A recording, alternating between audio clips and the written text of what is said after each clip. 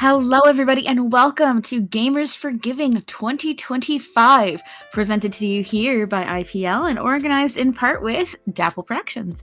I am Splatoon Lily, and I'm joined by the one, the only, Race. How's it going, Race?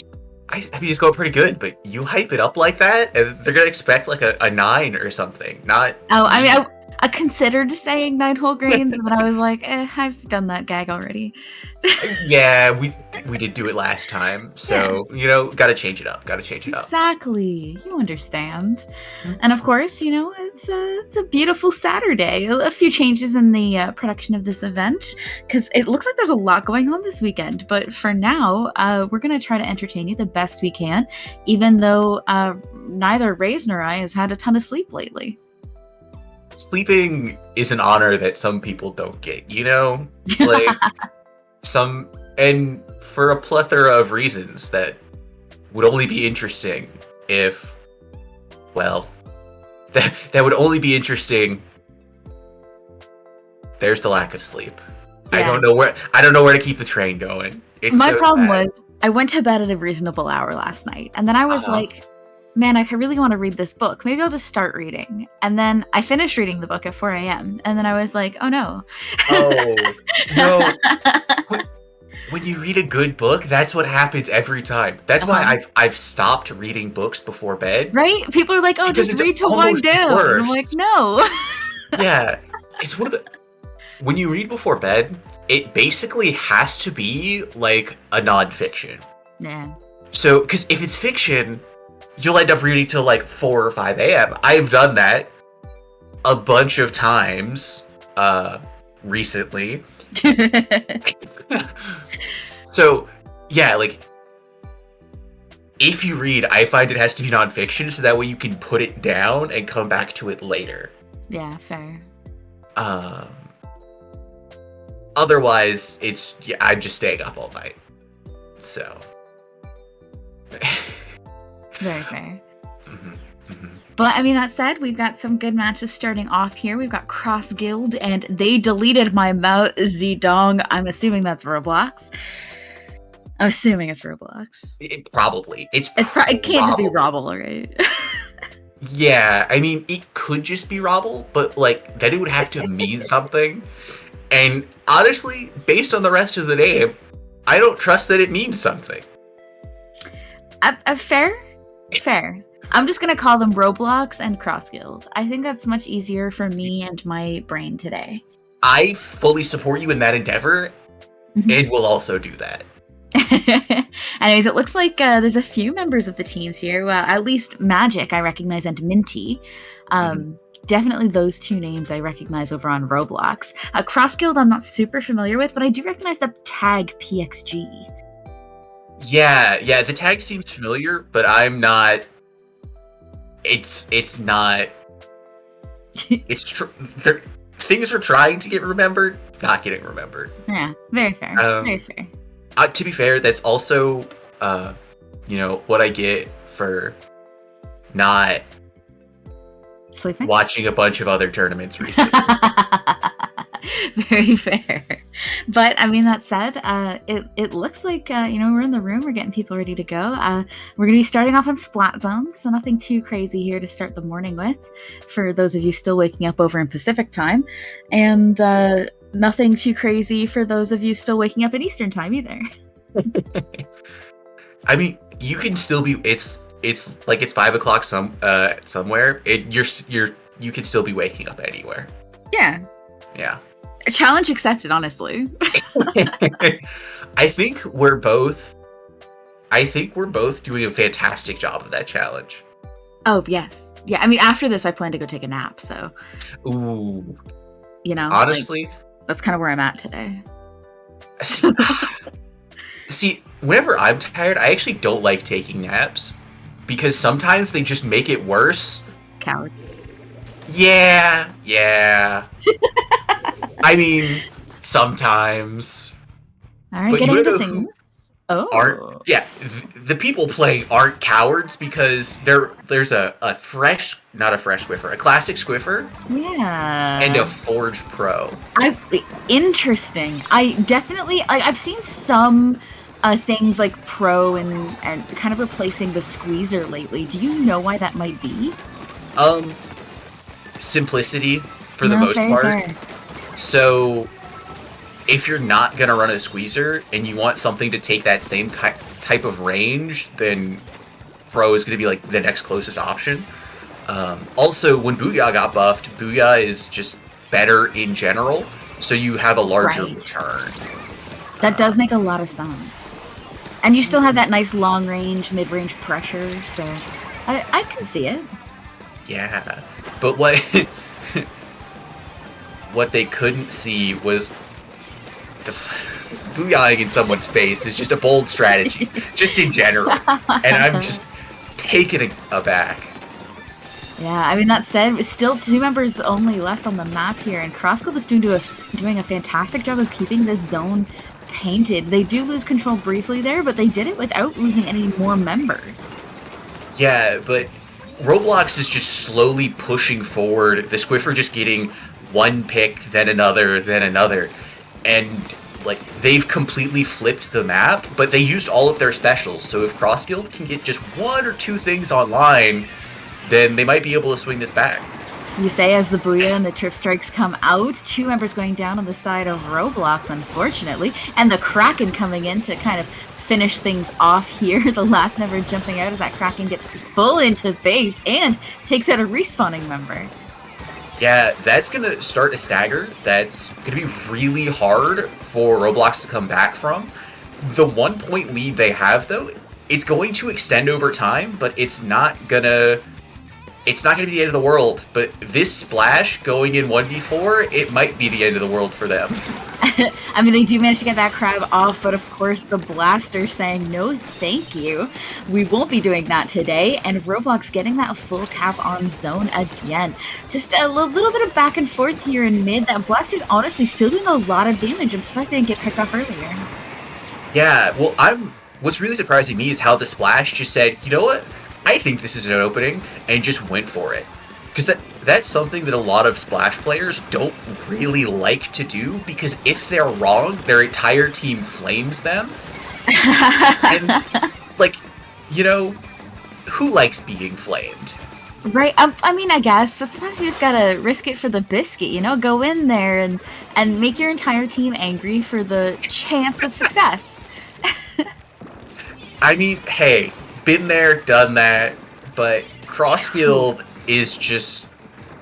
Their defense has been so solid that if Roblox... Like, when Roblox doesn't use any specials, they just can't find an opening. Mm-hmm. And, like, because right now, like, Cross Guild used 2 specials and then couldn't find anything and then went 2 down, and, like, the game's basically over now. Like, as provided that, you know, they don't wipe out right here... Commentator curse, commentator curse, commentator. Yeah, I was gonna say, you say the game's basically over, and then a bubble goes up on zone, but then, you know, a slasher gets a triple, so what I can we was say? trying. I was trying to keep the game going. Like, Let's get this going a little bit longer. Let's try to flip that zone. And hey, I don't think I can be blamed. Well, I mean, false. I blame K-Bot for almost everything, and he's rarely even involved in it.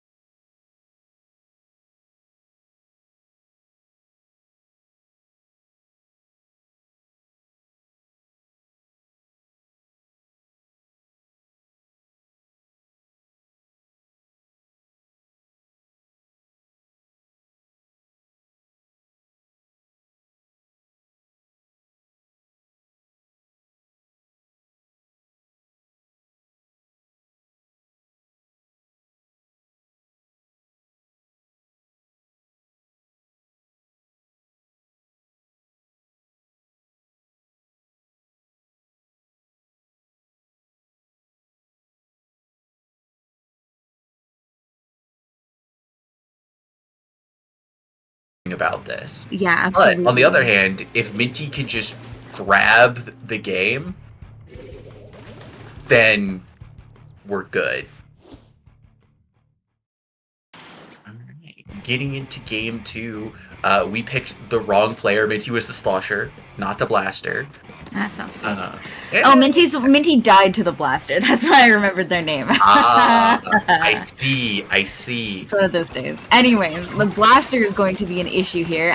We're kind of seeing some shots fired here in mid. That blaster picking off two, but getting rushed down, unfortunately, by Swashy here. Doing a fantastic job. This early pressure. I'm not entirely sure what that pro was doing on top mid against the pencil there, but I'm going to choose not to question it. I worry a little bit for Roblox on this map running the pencil squiffer combo. Yeah, but if there's any map that is gonna work, it's going to work on this one because, again, a lot of wide open space in mid, so even if like pencil's not one tapping, it's going to be providing a lot of value.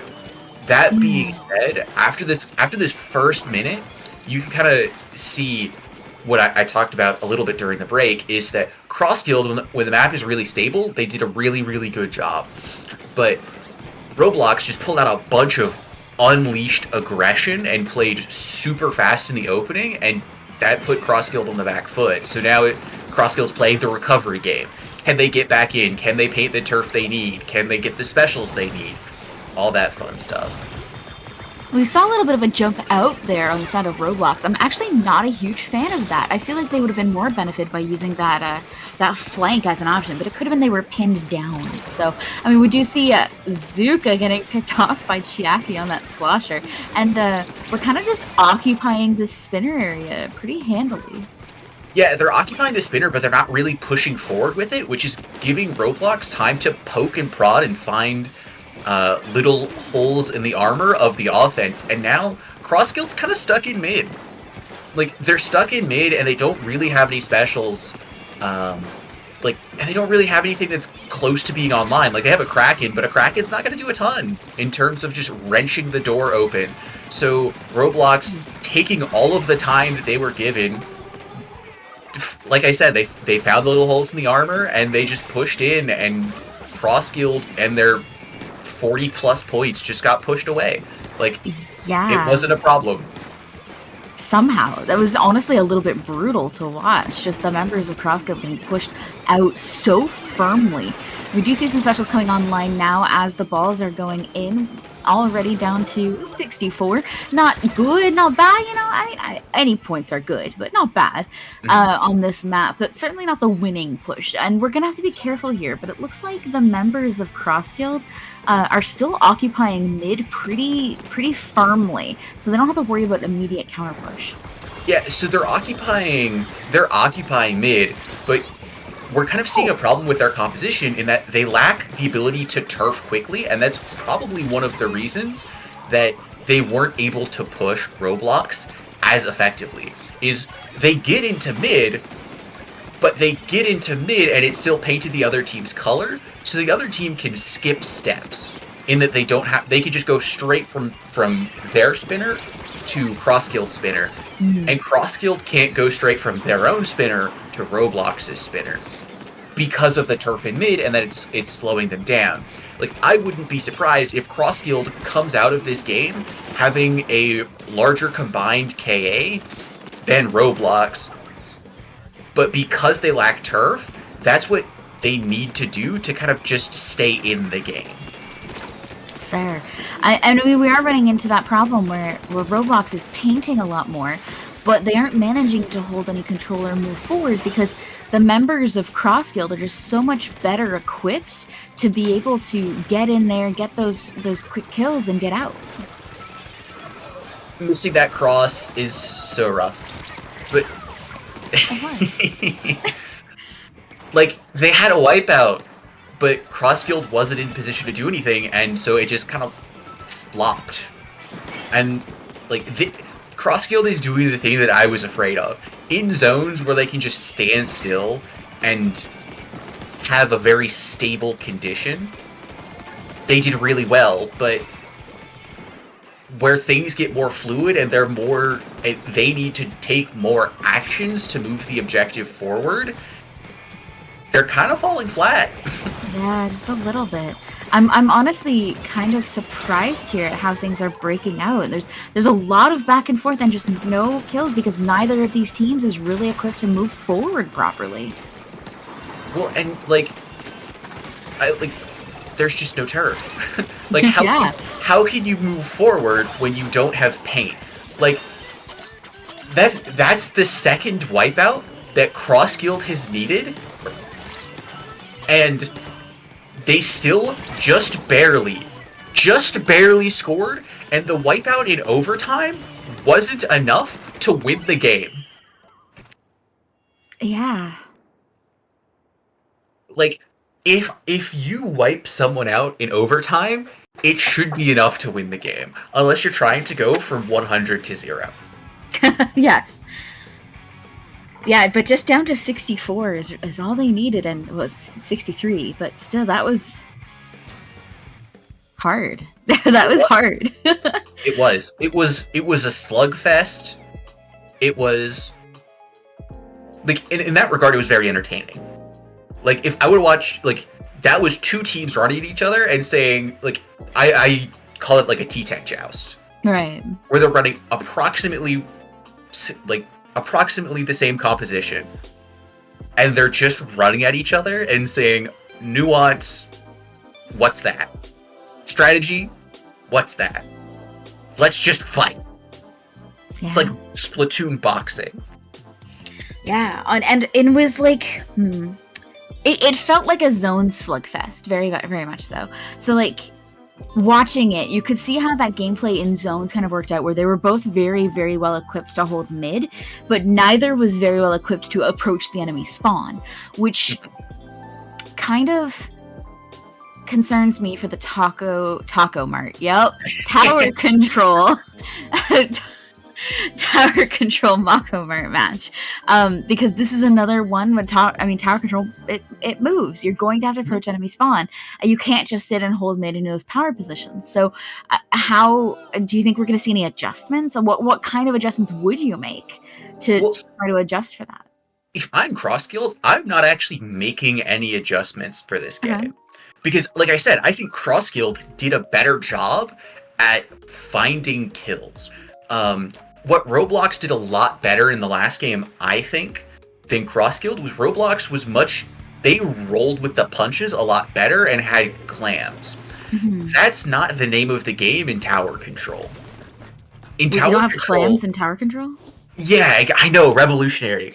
But this is a slower paced mode, so as long as Cross Guild, like, doesn't get wiped out here in the early opening, then I think they as a team are more suited to this. That being said, if they don't paint the ground, which Roblox is doing, they're painting the opening, getting specials, which is giving them the advantage early on in the game. Incredible, so, yeah. How well is Roblox going to do in converting this? And they have 2 specials now. 3. Like, and we do see Roblox did make that change. They swapped from pencil over to heavy edit, heavy edit, which I think is a very positive change for a team that was struggling with the moving forward aspect, because an edit definitely wants to do that a lot more than a pencil does. Yeah, well, and it also fixes the turf problem their composition kind of had, because after the nerfs in last patch with pencil, like, you don't really have a reason to run pencil in not zones, because it's just not going to put the same paint down as something like a Zap or a heavy edit. So what I think we're going to see this game is we're going to see a lot of this Squiffer going in to find the pencil, and then the heavy edit is going to handle everything else, and when the heavy edit handles everything else, the game is just going to work. So I was going to say what we're going to see is a flanking Squiffer into mid, and I was really worried there for a second that the Squiffer was going to do that big flank and not get any splats off of it. So I'm glad they got one, because that would have just been very, very, very sad. It would have been very, very sad. But yeah, like, on that overhead on the retake, you just kind of saw the heavy edit walk in and mid just flipped. And that's, like, really something the pencil just can't do. Yeah, like Trip Strikes come out, and Heavy Edit says lull. Right. So as long as they can stay alive, they're going to be in a fantastic position to just grind Cross-Guild out. And that's that wasn't what was happening last game. So, like, one good compositional switch and everything changes. I mean, that said, we are still seeing this very immediate back and forth. We haven't broke anything past first checkpoint, and I mean, we just got lead in 2.5 minutes at 60 points. Like, that's not significant. Oh no, yeah, it's not significant at all. But like in general, Roblox, they've gone from the team that I think was on the back foot to now the team that I think is in position to control and win this game. Very fair. Because they just found the stealth jump like that. They just had a feeling. Because, like, look at this mid control. How does Cross-Guild come back from this? And I honestly can't think of an answer that's not get a quad. And if get a quad is the answer, then it's not a real answer. No. And then essentially you're just saying we'll just win the game, which is not a strategy. We are seeing, again, still the 3 down on the side of Cross-Guild. So Roblox is in, yet again, another very good position. The first checkpoint cleared to actually get to that second checkpoint and knock some stuff off of it. The Booyah Bomb coming out a little bit early, Kraken following up on that. But it looks like, I mean, they managed to get some mid-space and stop some pushing, but they didn't really gain a ton more beyond that. I guess 3 players down on the side of Roblox is something. Yeah. So, ooh. Someone forgot there's no block there in this mode. Yeah. I really like... So Cross-Guild found their singular opening and their singular push, and I think... And they've done a much better job on capitalizing on it. Because the Force Pro went on the flank early, it made sure that Roblox couldn't set up a strong defense. But what Roblox has been doing on their defenses is playing front to back. They've been doing the slugfest. Cross-Guild said, yeah, nah. And like strategically, they got one push, but their push was so much... They executed it so much better. Absolutely. So, like, they flipped the script. Even though I think Roblox had a better composition, their push wasn't as well executed. So, now they need to go again. And the Squiffer is going again and again. Every time they need something to happen, it feels like the Squiffer is making it happen. Jay just, like, squares up and gets 3, and that's fine. The Booyah Bomb, unfortunately, colliding Why with did you some jump out? Oh, no. Why would you jump out with 5 seconds left? Oh. What is... Oh. I mean, I am very impressed at Cross-Guild for swinging that back the other side, and Roblox definitely had a chance there to keep holding that match, but unfortunately, things just didn't quite click. Like, that set was a perfect example of you don't need to be in control the most. You just need one push. Cross-Guild found one push in Tower Mako. And that's all they needed. Yeah. In Zones Mahi, I think they had a much better showing. But in Tower, like Roblox, they made the changes that needed to happen, and in the end, it still wasn't quite enough. Yeah. But honestly, respect for Roblox for making the switch. Because, like, sometimes teams were just, no, it was close, I'm just gonna do the same thing again. Like, they just want their head into the wall. Yeah, I'm just gonna do it better. I'm going to adapt. But the switch to heavy edit, I think, made the game so much more manageable for them. Yeah, absolutely. And I mean, we're double limb, So, I mean, one of these teams, well, I mean, we know which. Roblox. Roblox is heading down to losers bracket, so they have some chances to keep trying there, keep those strats going, and hopefully find a team that's a little better suited for them to stomp, you know? I feel like those teams, their compositions were a little bit in odds with each other. So, we'll see what happens. Before we go into our next match, while we get the rooms all set up and everything, I do just want to take a moment here to remind everybody that we're here for Gamers for Giving. We're raising money today. It's the Gamers Outreach Foundation. So it's a nonprofit organization that tries to restore the sense of joy and normalcy in the lives of hospitalized kids. Each year, millions of children and their families receive medical care inside hospitals, and for many, the process can be really scary and isolating. During hospitalization, kids lose access to friends, school, and moments that typically define childhood. Gamers Outreach believes that the world is better when kids can play, and gamers have the power to help. Through equipment and software, the charity is on a quest to make play accessible, building a world where every hospital is enabled to provide kids with activities alongside care. So in our pinned message in chat, you can see the donation link there, and hit !donate in chat to help donate some money here. We're already up to $210. It's a beautiful start. We are aiming to try to get $1,000 today. So please hit that !donate in chat and enjoy some Splatoon. Yeah. And let's keep working hard and keep raising money. Yeah. It's for a fantastic cause, like Lily just said. But you have to kill a bug. The duality, the whiplash. Listen, I'm just saying, Asian lady beetles are invasive pests and they're coming out of my windows. It made the mistake of landing in my arm's reach. Otherwise, it would have stayed alive. Yeah, just don't mess up. But for our next match, we are going to be seeing some names that, if you've been around the scene for any amount of time, you should recognize. I mean, Isabel, Lucas, Storm, these are names we know.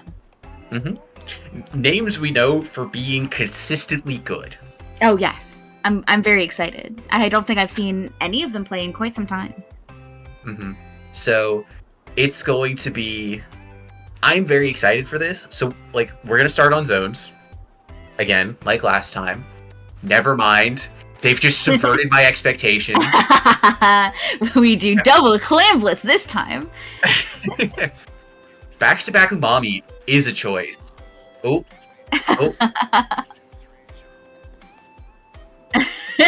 We are hearing from on high that it's going to be a different map there. Clamblet Scorch Gorge, not Umami. I will say double Hagglefish is still a choice, but Clamblet Scorch Gorge, we'll take that. You have to give our producer you have to cut him a little bit of slack. They, like us, are EP. They've also been doing a bunch of things over the course of the weekend. With, I believe they're doing stuff for Sea Battle right now, which is taking later tonight, by the way. So later once you're tonight. done, once you're, is it tomorrow? For some reason, I thought it was tonight. Tomorrow. Maybe it's a 2-day. Yeah, it's a 2-day event, I think. Okay. So. Yeah. Oh no, it's tonight because we were gonna have Saf on commentary tomorrow. Anyways, the point is, once you're done watching this, just switch over and watch Sea Battle. It's gonna be great. The vibe's immaculate. Yeah, and we got if you're watching, it is still a qualifier event. So for the land battles. Land championship. Yeah. Yeah, the land battles. But that's not what we're here right now for. Right now we're here for charity. So donate to charity, knife emoji. No, not knife emoji. How about I don't know, what's a better emoji? What's a happy emoji? Fireworks emoji. Yeah, that one. With a knife Much emoji. Better. Again, let's not threaten people. Why not? I mean, if you want people to donate, generally you don't want to threaten them. Just... That explains a lot about my life. Yeah, it probably. I mean, we threaten people with knives on Monday. That's D&D day, right? Oh, yeah. That's so just maybe sweep it under the rug for now. We'll deal with that later. I'm being told it's in fact not Monday, so good, which is a good thing. It's the weekend. Yeah, it's not Monday, so no knives today. Raze has put that verdict out there, but still, exclamation mark donate. Yeah, exclamation mark donate. No knife emoji. Hey, Raze, can you mute or deafen yourself for a second? Oh yeah, sure. 1 second. Yeah, okay. So that Raze is gone. Knife emoji. Okay, Raze, you can come back. Oh, cool. Anything exciting happened while I was gone? Absolutely not. Oh, cool. Awesome. My cat meowed. It was very cute and you missed it. Very sad. That's so mean. I know. I'm sorry. How dare. No. Taking a look at bracket here, things are wrapping up. There's a lot of 2-0s in that first round, unsurprisingly. A lot of 2-1s, so it looks like we had actually some fairly evenly matched games on that first round. Yeah, which I find more surprising than a bunch of 2-0s. Yeah, 2-0s are normal. That you expect in round 1 to see a lot of 2-0s because you're matching high seed against low seed and weeding out the chaff or something. I don't know, man. I'm not a farmer. Yeah, so having a bunch of those 2-1s, it shows me that this is close. Now, again, your really high seeds, like your Moonlights and your the Harshi pick. Yeah, your Harshi meta. Yeah. They got buys. So they were the round 1 seeds were closer than normal. So round 2 is probably going to see some 2-0s. Like I expect Moonlight to CO to 2-0, right? Because that's if they didn't, I'd be raising an eyebrow like, Moonlight, you guys doing okay? What's going on there, buddy? I mean, getting right into Clamlet Scorchgorge, let's see what new meta wants to do here. We see a brush, which is not unusual for new meta, kind of running some things that are a little unusual. The Tetra on Isabel, very normal. I would honestly be more surprised if it wasn't. Isabel has been a Tetra basically forever.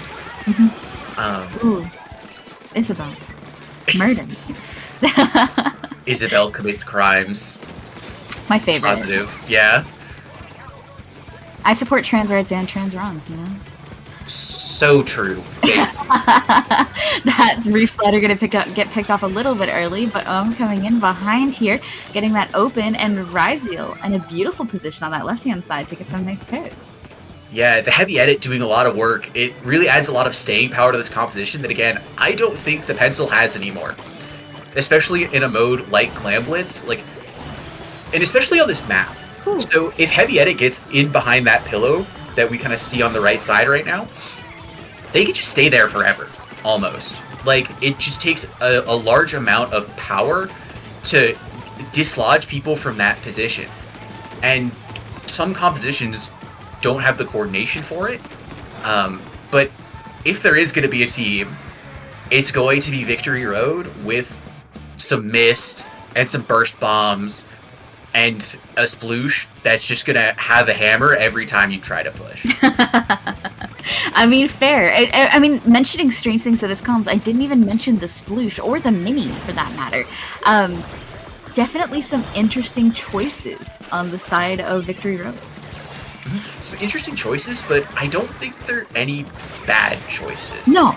Like, again, Mini, it might be strange, but it's a strong weapon. Like, Bubble is good right now. I think Mist, especially here where you can funnel people in, is going to be a strong pick. Like, honestly, the thing I'm the most doubtful of, and this is probably just because I'm a pencil hater in general, is the pencil. I think that it's just thoroughly outclassed right now by heavy edit. Very fair. And I mean, I guess this is the battle of the pencil versus heavy edit. We're going to see who wins this. We're going to ignore any other outstanding factors for why this victory might go to one side or the other and only count that. Yeah. That jump from the sword was really nice in resetting that situation that they might not have been able to win. And, like, especially with Cooler, they ended up swinging the fight. Like, that was just a fantastically executed play. And, like, but their comp still can't find the way to get the clams in. So no matter how well that single individual fight was executed, they won the battle, but they couldn't win the war. And now new meta is just swinging it right back in their face because they're like, okay, one of your players overextended. Let's turn that into a fight win. And let's turn that into a bunch of points. And that's always the danger in things like Clamblitz. When you're watching any of the modes, really, when you have a full wipe like that, you really do risk just losing any and all control you had to begin with. Yeah. An interesting thing I want to touch on for the new meta composition is the 96 Gal. What the 96 Gal is doing here is it's allowing them a lot of flexibility, specifically here for Raziel on the heavy edit. Because what the 96 and the heavy edit can do together is one can stay back and act like an anchor, and the other can push forward. So depending on who sees an opening when and where, if they're well coordinated, they can play each other's role almost flawlessly. Now, there's a little bit of bias there. Like, the 96 Gal is always going to be more biased towards pushing than it is towards holding.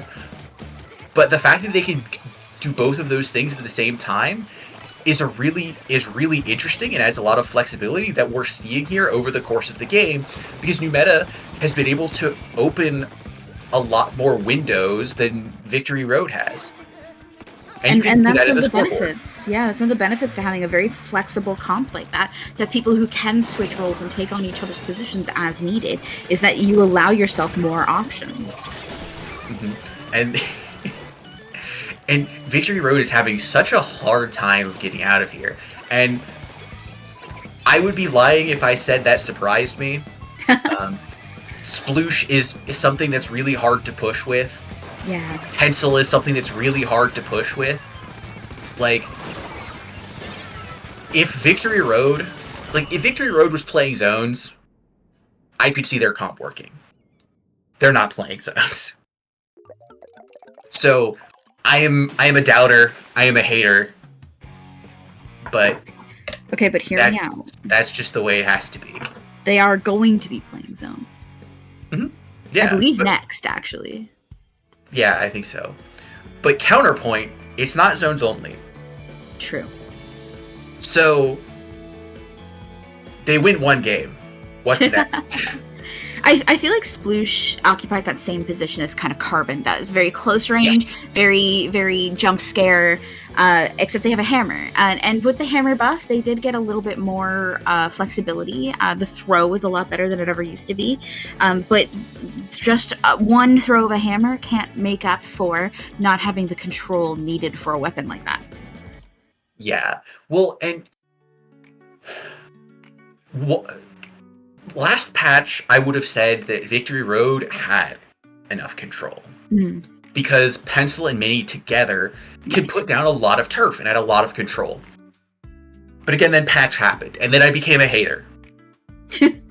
And eventually I'm going to stop talking about it because I'm sounding like a broken record. But that time will not be now.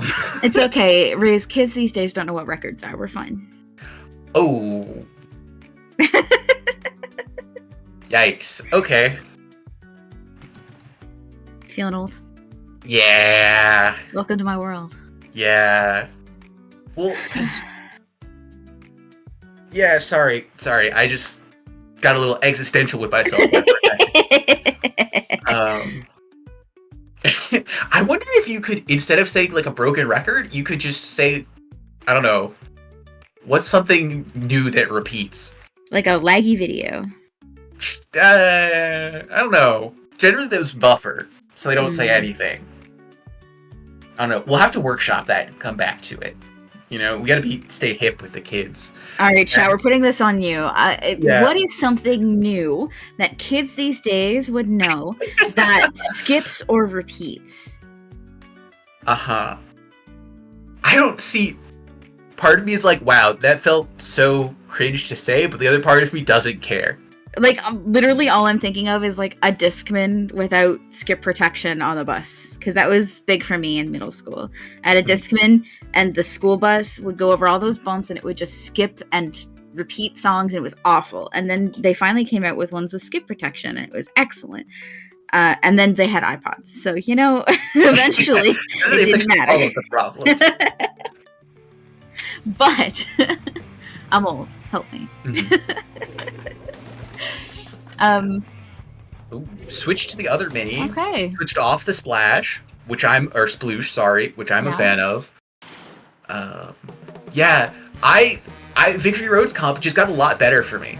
Okay, Because they added a bunch more sources of chip damage. Burst Bomb from the Mini, the machine as a weapon. So like now their composition is a lot more synergistic. A lot more of it works well together, which is going to add a lot, I think. Oh. Not if you walk into the Kraken, but I also like the idea of their composition from a controlling top and mid standpoint.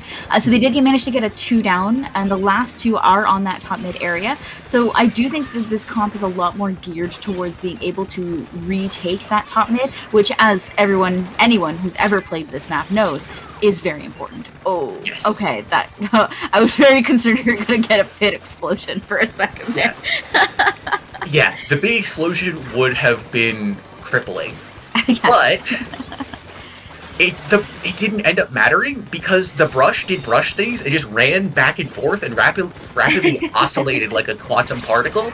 And Victory Road didn't really do anything about it for so long that it allowed new meta to get below 30. Which is a monumental mountain to climb on this map. This map requires so much preparation and specials and picks to be able to retake mid that every second counts. Yes. Now, part of that gets easier when you have, like, you can tell how much more value that the pencil is getting from Victory Road because you constantly see individual members of new meta going down off the top of the screen. It's not, like, super frequent, but it's happening, and that's something that couldn't be said about last game.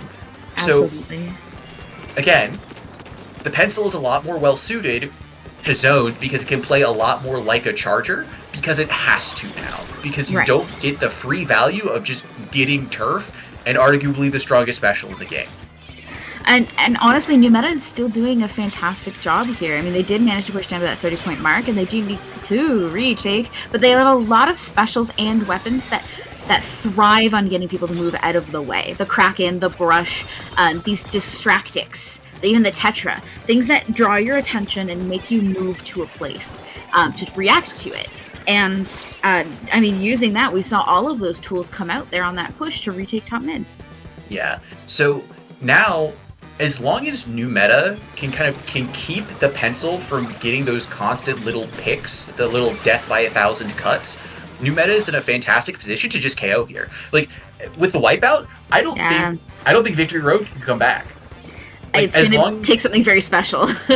Yeah, it's gonna take something very special, and it's gonna require that they don't trade at all. So with one person in Zipcaster, that's one other person who can't paint zone. Yeah, they don't have the paint. They didn't have the paint because the mini Splatling went down. They couldn't retake zones because the pencil couldn't get in position, and then the Zipcaster in meant that the Stamper wasn't going to be able to paint. Well, a correction. It was either going to be able to paint using charge slashes, or it was going to be able to try and open up space with, like, by threatening lethal force. It couldn't do both simultaneously, and it kind of needed to. And they did actually get in and pull some attention, but they weren't able to hold anything because their actual body isn't there, right? Mm-hmm. Yeah. So, like, this game is so interesting, or the set, because new meta has won the first 2 games, I think, rather handedly. But there are still things that, like, Victory Road is not going quietly into the night. Absolutely not. So, like, I think with just a couple changes, and again, I'm gonna be a hater. Get rid of the pencil. Get rid of it. Especially in Rainmaker, it's not gonna help. I don't care how much time you have on pencil, it's not gonna help. So, honestly, switch to, like, Firefin, or even V-Charger. Where you could be a real charger, and, like, if you switch to vanilla charger, you get VAC, which means you can just get a checkpoint. But, like, if you want to play a charger, play a charger. I never thought I would hear you say, get off pencil, pull out the charger. Well, see, I could just be out of touch. And yeah, I'm that much of a hater. Like, I can kind of... Actually, you know what would be even better? Play Bamboo. Okay, that's left field. That's the Rays I know. Well, no. Okay, there's a reason. So, Victory Road. Let's think about the composition they just ran. Machine, then Stamper, Mini. They're trying to do chip damage. And I think the idea is they want to add something with ranged chip damage, and they're using Pencil for that. Now, the problem with that is I don't think it fits the tempo of the composition. It doesn't fit how fast they want to move. But something like a Bamboo, I think, would fit a lot better. It would also match the tempo of the mode. Because in Rainmaker, if you can't move quickly, you're gonna get left behind. Right. That's just a well-observed phenomenon. Yeah. Bamboo doesn't have that problem nearly as badly as Pencil does. Now, it doesn't matter if your Sploosh just gets a triple with Hammer. But, I do like the Sploosh coming back. Yes, Sploosh coming back here on Rainmaker, the extra shield DPS, like, Victory Road is never going to lose a contested shield pop because their object damage is quite frankly insane. Yeah. Like, with the sword and the Sploosh, like, no one can contest it. Like, not even the Splatling can contest their shield damage. Which, interestingly, they switched to Ballpoint. So they opted to get rid of the cooler in order to get an Inkjet. I love being able to see the overhead there because I saw the overhead and I saw, two people coming in from that right-hand side and I was like, oh, Victory Road, you gotta move. And then we see, like, a shot come in from left field and then they just start running and I'm like, oh, thank God. But, I mean, it's really interesting to see, perspectives that they get. That said, we do see new meta coming back in pretty heavily, but they have a lot of paint to make up for. 2 members down the side of Victory Road, 1 going down for new meta, and they made up that ground fairly quickly. The sword going down, the Splish is gonna have to do some sneaky stuff. This will be first checkpoint, almost guaranteed. But I mean, first checkpoint doesn't really count for a ton on this map. New meta's push was so smooth.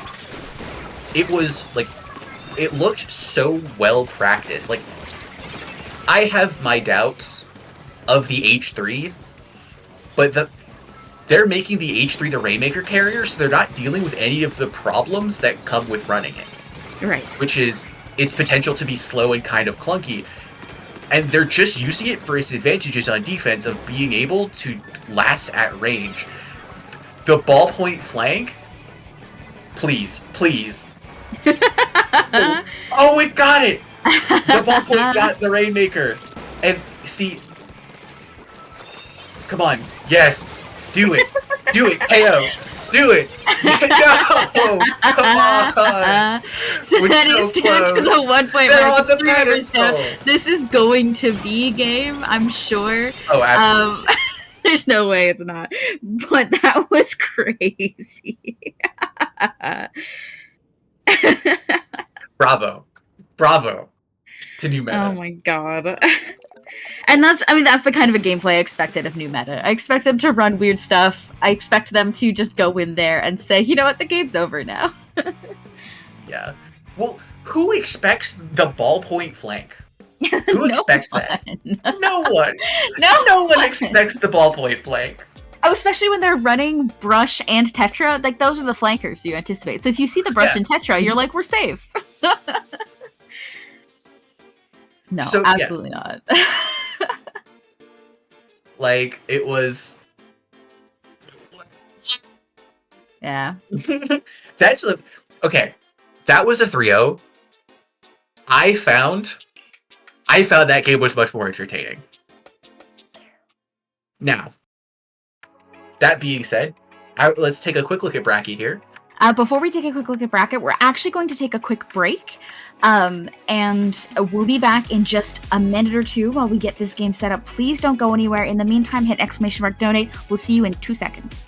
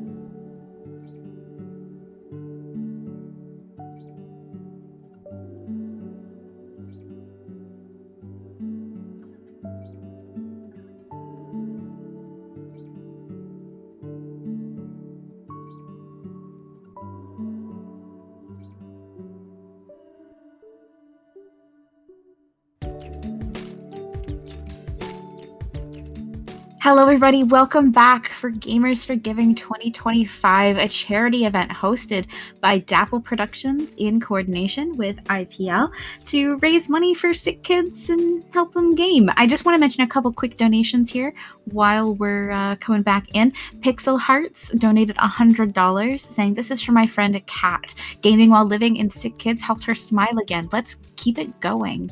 And another big love for T-Bob408, an SOS staff member, donated $100. Massive. Thank you so much, T-Bob. We are at $310 right now. Hit !donate in chat to help contribute to that. We are aiming for $1,000 today if we can, and we know how generous this community can be, so keep it going. Yeah. Just any little bit you can give is always helpful and always appreciated. So you got $5, you got $5. Anything helps, and then it's all for a great cause. Yeah. That said, we are going into our next round very soon. We have Washed Motif, a Duck Motif pickup, and Facade. Both of these teams have names that everyone should recognize. Red Shell, Kira, Tokyo. It's Drifty, Bandit, and Kaiza on Washed Motif, and Facade having Splat, Captain Happy, Ori, and Mechanical Cats. All names that everyone should recognize. But huge. Huge indeed. Now, we're going to have to wait to see who I'm going to hate on. Because I've just decided to become a hater today. After the last set, I feel like I just need to just fully embrace it, because I was a hater. And you know, sometimes I think the Splatoon community needs more of those. So it needs more haters. Yeah, be the change you want to see in the world. That's my message today. So what I'm going to say here is if you're going to be a hater in VC or in chat, you're going to have to make a donation to offset the haterism. So you can hate, you can down that haterade as much as you want, but I'm going to need like a $5 or $10 donation just to counteract that haterade being put to the world.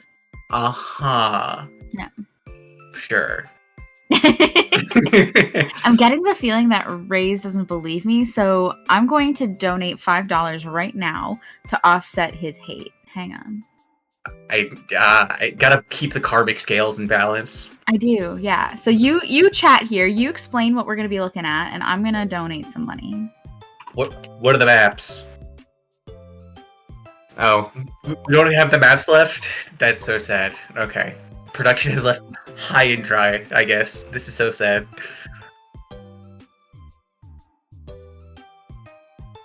Ooh, okay. Ooh, I get the modes? I can talk about modes. Nice. Tower, then Clams, then Zones, Rainmaker, and TC. Okay, so what this, I think, is really going to come down to is this has a lot of potential for a reverse sweep. Because, well, actually, looking at it, I said I think it has potential for reverse sweep, but the more I look at it, the less I believe it. Because it starts and ends on tower control. That means whoever's going to win game 1 is going to be more likely to win game 5, and then game 3, the thing that you're going to use to start your reverse sweep, being zones, makes it a lot harder to gain momentum.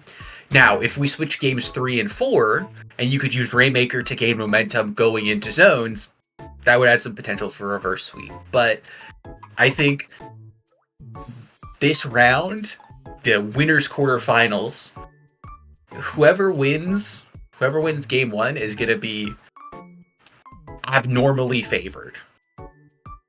And I say abnormally because, you know, if you win game 1, you're always going to be favored. But I think it's going to be more... I think it's going to be more likely that whoever gets that first game, whoever gets that first fight, is going to be able to take the momentum and just bring it through the set. I'm expecting a clean 3-0 for this round. As much as that kind of disappoints me to say, I think it's probably going to be a clean 3-0.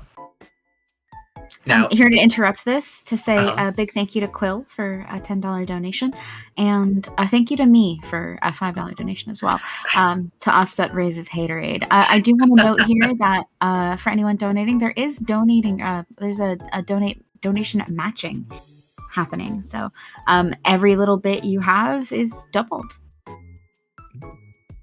That's awesome. Who's matching it? Or is it just getting matched in general by someone somewhere? Yeah, I believe it's by Tiltify itself. I see. But I'm not 100% on that. But either way, it's beautiful. So do that. I donated $5. It turned into $10. It's great. So now Raze can hate a little bit more than normal. I'll try to keep my hate reasonable. I don't think I am an unreasonable person. You know? But I'm also... I'm also biased towards me, you know? Oh, here's our knowledge. Squadaddle is matching every donation for the next $350. So, Huge. yeah. Get your donations in. Yeah, get him in.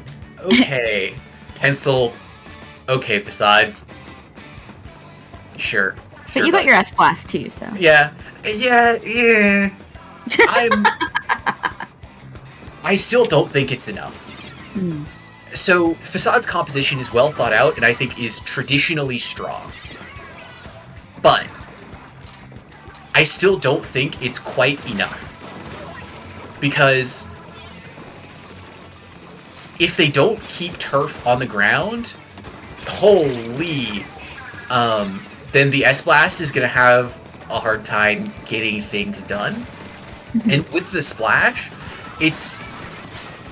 keeping turf down is easier than getting turf down, especially when the other team has like a squeezer to slowly push you out of the map and a heavy edit, which also, I pointed out in the last game, having the 96 gal and the heavy edit together, Washed Motif is taking a similar approach to playing with heavy edit, where they have another secondary anchor, another weapon that can play off of the heavy edit with similar range as well. So that's kind of an interesting trend to note, and see if that expectation continues throughout the rest of the tournament for the people who watch the entire tournament. Understood. A beautiful clue there from Kaiza. 2 members jumping in to watch Motif, gonna pick up that cooler and get right back into the game. We are having a little bit of a fight over mid, which is not uncommon in this map.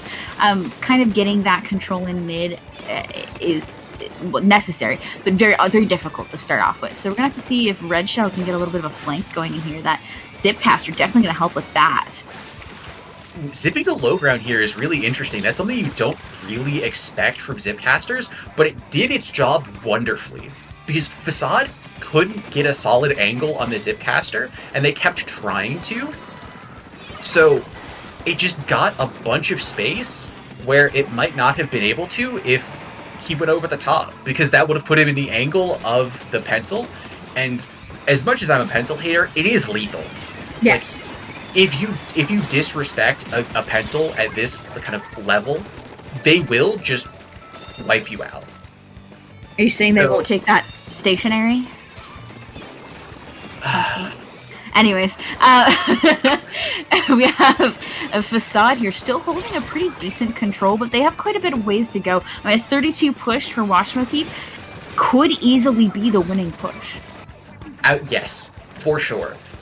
Something to note is Wash Motif, their retakes have been really, really well timed. They haven't, like, even when Red Shell is going in, and if Red Shell goes down, the rest of the team is still committing to the play. Like, yeah, like that right there, like, is a perfect example, because Red Shell went down in Zipcaster early, but Wash Motif still committed to the play, and because they still committed to the play, it just worked. Like, yeah. Facade wasn't able to, like, recollect all of the things that were going on, so when when Wash Motif just kept going, they just built up steam. That's what we love to see. We love to see people committing to this crazy stuff they're trying.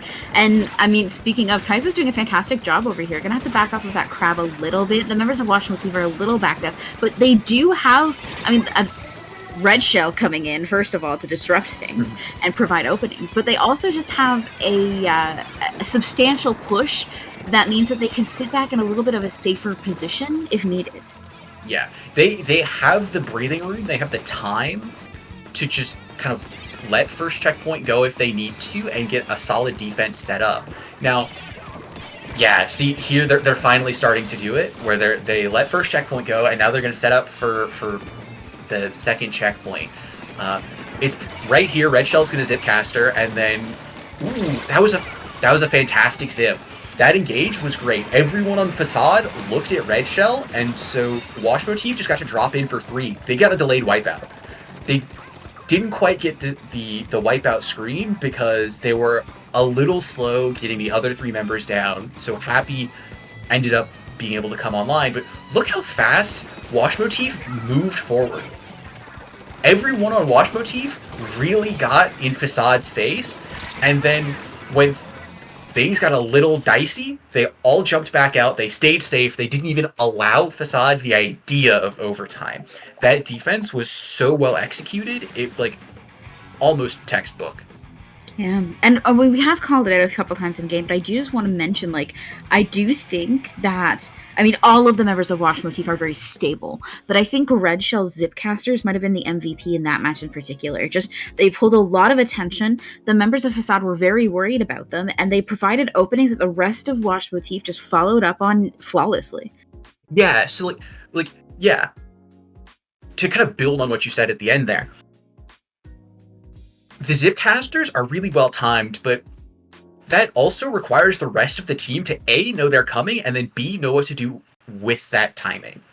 So, like, Red Shell might be the person engaging, but if no one engages with Red Shell just looks like a feeder. So, honestly, like, shouting out the rest of Wash Motif is as necessary as shouting out Red Shell.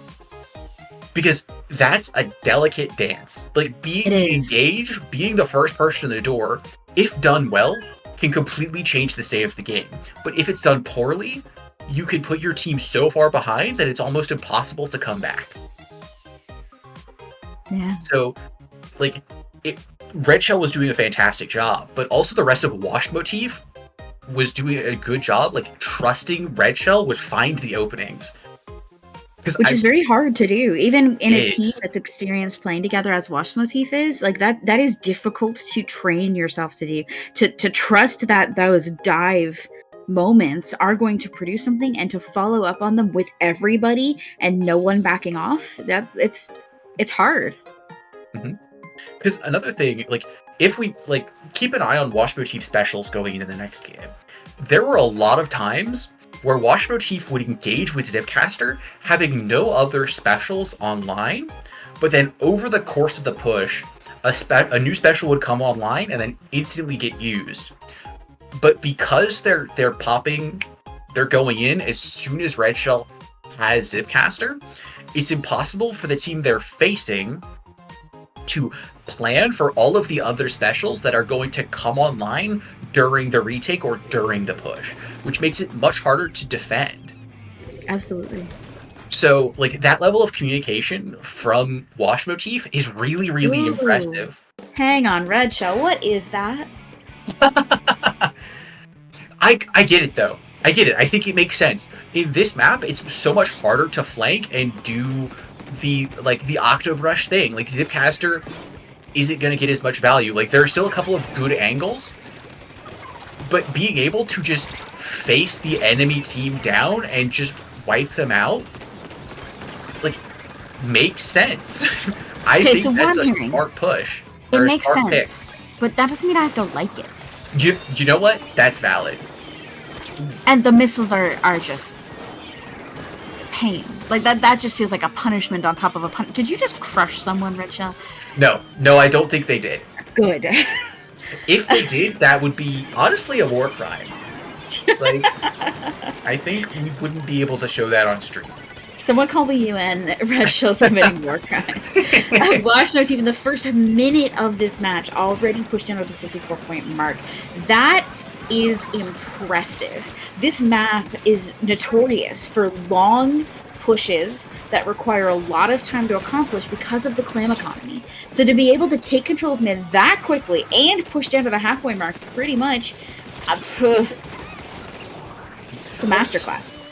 Yeah, Facade is having a really hard time breaking back in. Like, if you'll notice, the S-Blast is having a hard time getting in, but the Splash is also on the flank on top mid, like we just watched. They kind of got outplayed. Facade not letting Sleeping Dogs lie. They're still going in, and they're going to try to get stuff done, and they're flowing into the rest of the map.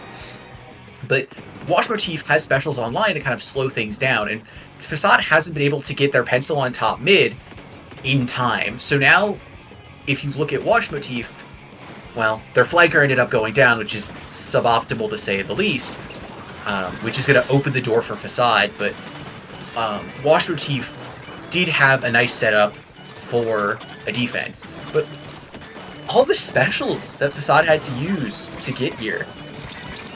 Yeah. Ooh, and missiles are going to force them out. This is probably a wipeout here. They did manage to keep one member alive for now, at least. Red Shell's working on that. And we did manage to get lead, which is very important there. Now, it won't take much to take lead back, just a football and a little bit more on top of that. And we do have several members down. They do get in time to protect that entrance from Wash MOTIF before they can break through. So that'll buy them a little bit more time. And the crab coming out is not going to help them at all. I mean, you say that, and then the crab gets a pick. So the lead will be swinging back here. The interesting thing to note is something that like you can kind of tell the good teams from the really good teams. Top mid is getting played around a lot, but also the grading. So a lot of teams are crossing top mid to add multiple attack angles to whoever's defending. So even if they're not being successful, like see the S-Blast or the Splash, on Facade and Wash MOTIF respectively, the fact that they're doing it adds a lot of pressure to the defending team because now they have to split things up. Whereas if you're just defending either top mid or in pillow, you can just throw all of your firepower and all of your specials at that angle, right. And it stalemates.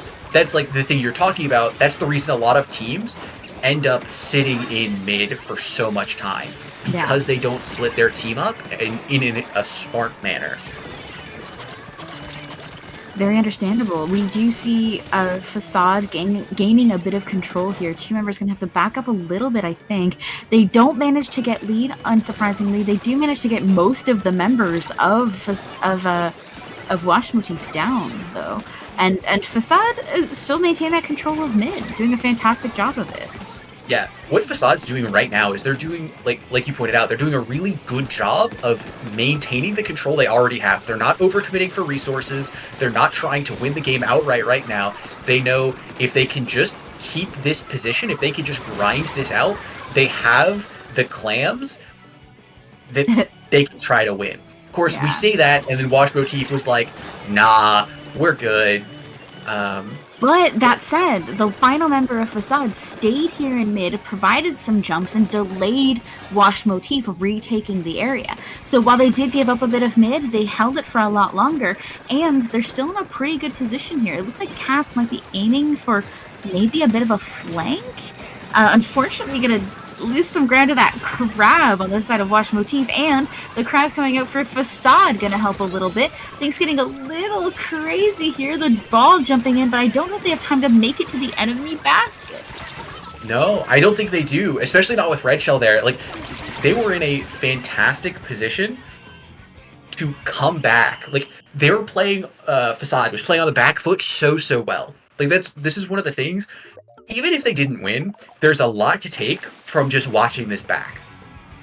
Because, again, I think this set's going to be a 3-0, but Facade just kind of put on a perfect textbook game of playing from behind. They continue to get points, they continue to stay in the game, but they never overcommitted. They never truly got desperate until there was like 15 seconds left. At which point, there's so little time left where you kind of have to. The game has forced your hand. Now, it could be argued that you don't ever want to play from behind, but playing from behind is a skill that you need to train as a team because you're never going to be facing teams who are purely worse than you. So, against teams like that, it's really important against teams who are better than you. It's important that you know how to play from behind, play with less space, play with less turf, play with fewer specials. And like I said, Facade did a fantastic job of showing why and how. When being able to fight uphill is a very important skill to have, to know how to pull yourself out of a bad situation, to know how to dig yourself out of a hole. And those skills are things that require a lot of thought and mechanics training and understanding of where people are going to be and when and why. And those kinds of skills are the ones that are going to serve players when they're trying to improve. It's not going to be just mechanics. It's going to be understanding how to manipulate and work with the pressure and to anticipate your opponents. Yeah.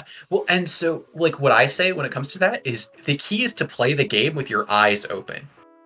Wait, what? Now, yeah, exactly. That sounds a little obvious, but what I mean with that is observe what you're doing and what the enemy is doing in return. That's how you build that that intuition, that game sense. Yeah. Exactly. People always talk about game sense, and that's what that is. It's being able to anticipate and react to situations before they occur.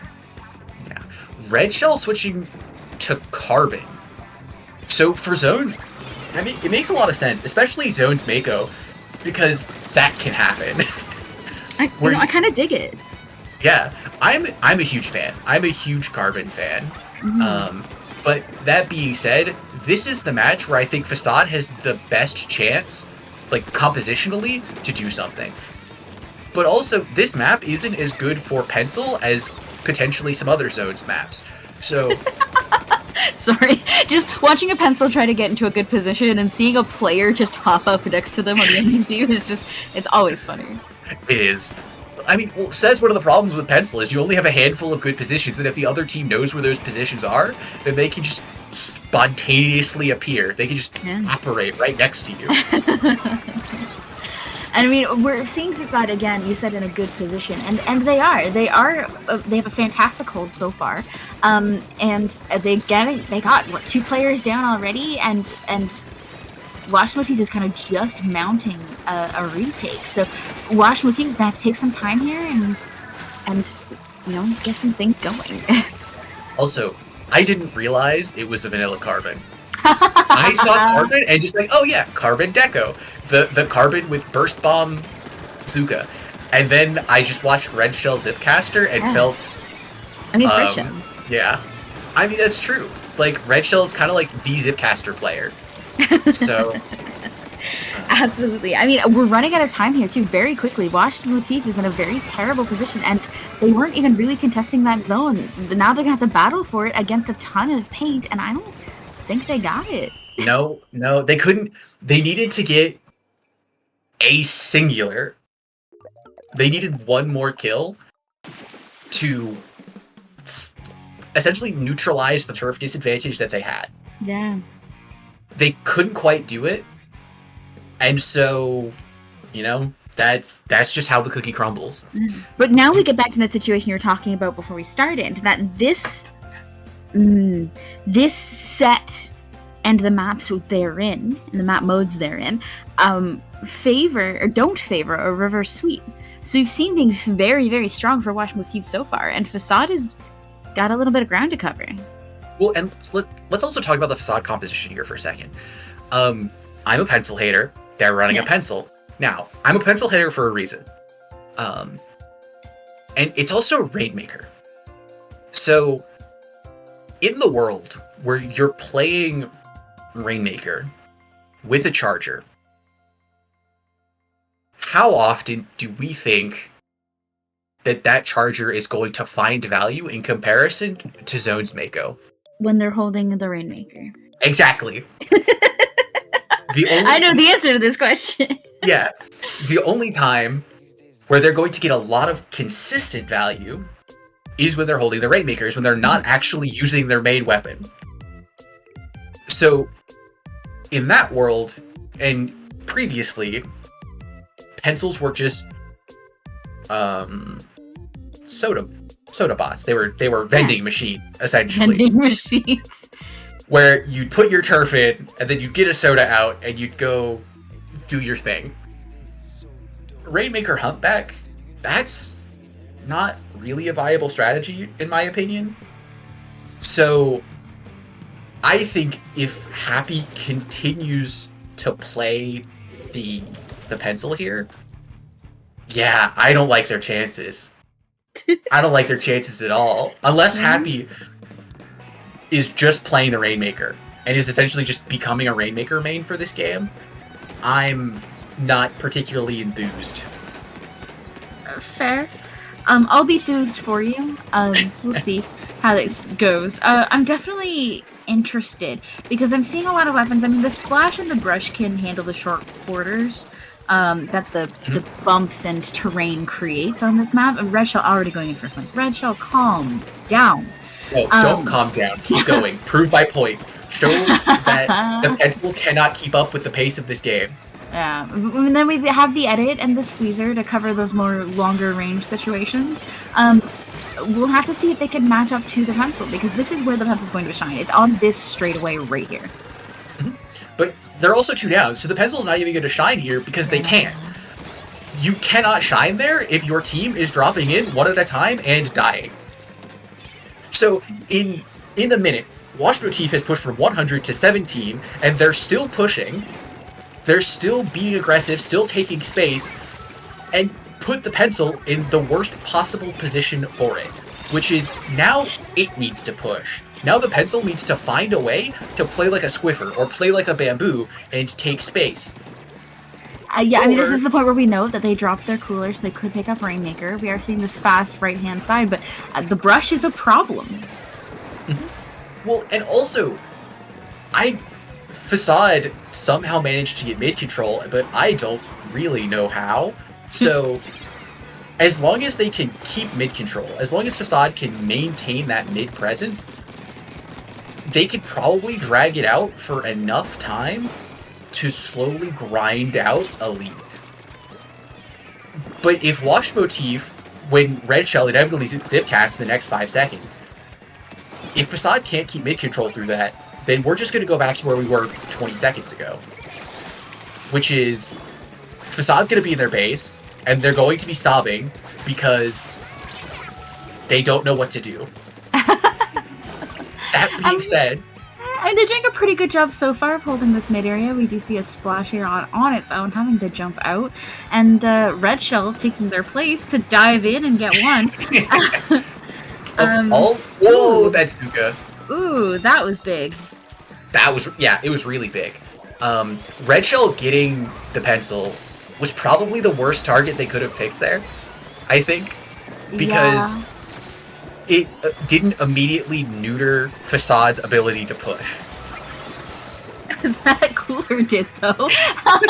Don't you love a cooler going out and blocking your perfectly aimed Rainmaker shot? Anyways, 2 players down, 3 almost down on the side of Watch Motif. Facade's in a pretty good pushing position here. We're just going to see if they can maintain this control and maybe get a special up. Yeah. Again, Facade is doing a fantastic job of playing from behind. Like, Watch Motif came out swinging, and they swung hard. Mm-hmm. But, like, they didn't get... Like, Facade didn't let themselves get KO'd. And so now, Watch Motif is, like, hanging on. And Facade is trying their absolute hardest to make sure that Facade can't. Now, the tables have turned. The turns have tabled indeed. The turns have tabled. Several members stand out from Watch Motif. They did manage to get that all the way left-hand side, but honestly, I don't really see that as much of a win. They didn't get to stall it for very long, and all they really did was give it back to Facade and just give them a bit of distance to go. And with 2 down, it wasn't that much of a challenge. Now they do have to reposition themselves here in this opening. Some specials coming out, going to give a great opening to Happy. Unfortunately, going to lose their painter right when they needed them, and is only going to push to 24, which I love to see, but the 3 members down, enough. Yeah. It's not enough. They if they hadn't lost such a great presence at the beginning of the game, that probably would be the winning push. But unfortunately, 25 seconds to go. This is going to be a really tight end of game, if not overtime.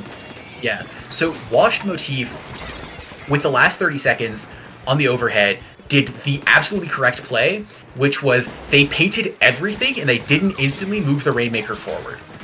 And that combination of things makes this endgame, this overtime, a lot less precarious. Oh no. Oh, sorry. The thing Watch Motif needs to be really careful about now is going in one by one. Like that? like that. It worked out for them, but it raises eyebrows because if it doesn't work, that's the thing. That's the thing that you look back during the VOD review and you throw your hands up and go, "Why were we so bad?" I mean, it did raise eyebrows. Ha. Ha ha. Ha ha ha ha ha. I do want to take a pause here. First of all, congratulations to Wash MOTIF for taking that set 3-1. Facade getting knocked down into loser's bracket. We might see more of them later. They were playing very well, so it's very possible we'll see them later when we switch down to spectate some loser's bracket. For now, I want to do a quick shout out to a couple donations. A Mink donating $10. Thank you so much. Sam, thank you for $50. And another 10 from JPEG, who says, raise on comms. So, big thank you for all those donations. That does mean we are up to $470. We are almost at the halfway mark. Before we switch commentators, if y'all want to get us up to that another $30, if you guys want to get some donations in, hit !donate in chat, hit the pinned message in chat, throw a little bit more on there, see if we can get to the halfway mark before we get replaced. Yeah, do it. You guys can. I know you can. I believe in you. Yeah. Money. Yeah. It's just a little bit farther. We've done a lot. All the hard work has already been done. The first 470, those are the hardest 470. You know, the last 30, easy peasy. Exactly. So another $30, and then we'll be up to 500 at the halfway mark. Try to get 1,000 for today, and we're almost halfway through. I mean, we're going to be switching comms soon, to bring you a new, fresh set of commentators who is probably more awake than the three of us. Hey, we've woken up. We have woken up. But we still want to bring you a bit more entertainment. I know we have is it Nox and. Quick! Look at the schedule. Look at the schedule. Hang on, I'm running. Nox and SofaKing are going to be coming in after we're finished. So if we could get even if we get more than 500, hear me out. I want to beat Nox and Sofa. They're lovely people and they're great commentators. But if we could say that we raised more money than they did, that would be hilarious. So hey, I would like that little gold star. Right. You know, even though I'm just yapping. I haven't been doing the hard work. I just think it would be really fun. So, if you guys want to help us accomplish that, I would love you forever. And knife emoji. Hey, what have I said about the knife emojis? Knife emoji. I'm just saying. Sofa's in chat right now saying challenge accepted. So we just need your help here really badly. If we are cuter than them, I mean they're pretty cute. They are. Yeah. We are more Canadian than them. Also not true. Sorry, I'm American. Well, I mean, Nox is in Canada but American, so I think I count. I don't know. We'll have to consult somebody on that. Oh, okay. No. Here, I'm gonna switch this. Chat, you're the cutest chat I've ever seen. Y'all are amazing and incredible and fantastic. So, I know that we can beat Sofa and Nox because you are the best, and I'm proud of you. Even if we don't beat them, I'm proud of you. Thank you, everybody, for your donations so far. But it is for a good cause, so maybe help us beat them. That's the cause. It's no longer game issue giving. We're just trying to beat them. Yeah. Hey, friendly competition spurs wonderful growth. I just think it's good. You know. I just think it's good. So we have a little bit longer. If y'all want to help us win. I know you guys are all amazing, and I hope you're all having a wonderful day. And just know that you're cooler. And you make us cooler by being here. Yeah, we can't do this without you guys. Oh, hang on. I'm gonna. Hang on. I have I have a sword in chat, so I could technically time out SofaKing so that he can't try to win over chat. Hear me out. Is this an abuse of my power? Yes. Is it worth it? Probably also yes. But I could also take your sword from you. I could take your sword from you. No, see, you can't because I own the swords. I own the armory. Raze, let me abuse my power. No. Heck. While Raze decides whether or not to let me abuse my power, our next set we're going to be seeing Moonlight and Underworld. We are getting into a position in this tournament where we are seeing counter picks. Isn't that exciting? We crossed the $500 mark just now. Just chat, now. I love you. Chat, Let's go, chat. But yeah, Splatoon Zumami, which we've seen a little bit earlier, going to be seeing again, but this time with different teams. Yeah. Different teams, but I'm still expecting to be a good time. I just hope Basil does me a big solid and doesn't play pencil. Oh, and for that last donation, big thank you, Vowels, for $35. Thank you so much. Go watch MOTIF. They said, go watch MOTIF. But for now, go Moonlight Underworld. Yeah, go Moonlight Underworld. Basil, I understand, but it makes me sad. Yeah, fair. That being said, I'm really happy about the Shadow tent. I'm a tent enjoyer. So seeing it come out, also seeing Shadow hasn't been able to play it for a while. Yeah. So, I'm really happy to see Moonlight on their weapons, like Nolan on 96. Yeah. Basil on a charger, and Shadow on a 10. So. And a Kraken in the pit. Gonna go down right away to a Nolan. Beautiful double right there. Beautiful RNG. Absolutely love it. And the members of Moonlight moving in pretty quickly here to retaking this control. You have to avoid that hammer in behind them. Prom King with a beautiful flank, but the sword coming out to get some quick revenge. This is going to be, I think, a battle of the Titans. I think it's going to come down to those big, high-impact specials, because both of these teams have big things to allow them to take a lot of space very quickly. Yes. I also think what we saw during this last push was Shadow deploy shield and then Omega go in with it. So what also is going to happen is, does Underworld have a response? Obviously one way to respond is this hammer from Prom King, but yeah, you're not going to have that up every single time that Shadow deploys shield. So how are you guys going to deal with that? And showing another option right there with the splash wall, making it so Shadow's shield just bounces off it and just poofs out of existence. So if Underworld can keep finding those moments where they can disable Shadow's shield, then Moonlight's going to have a much, much harder time in making this game work.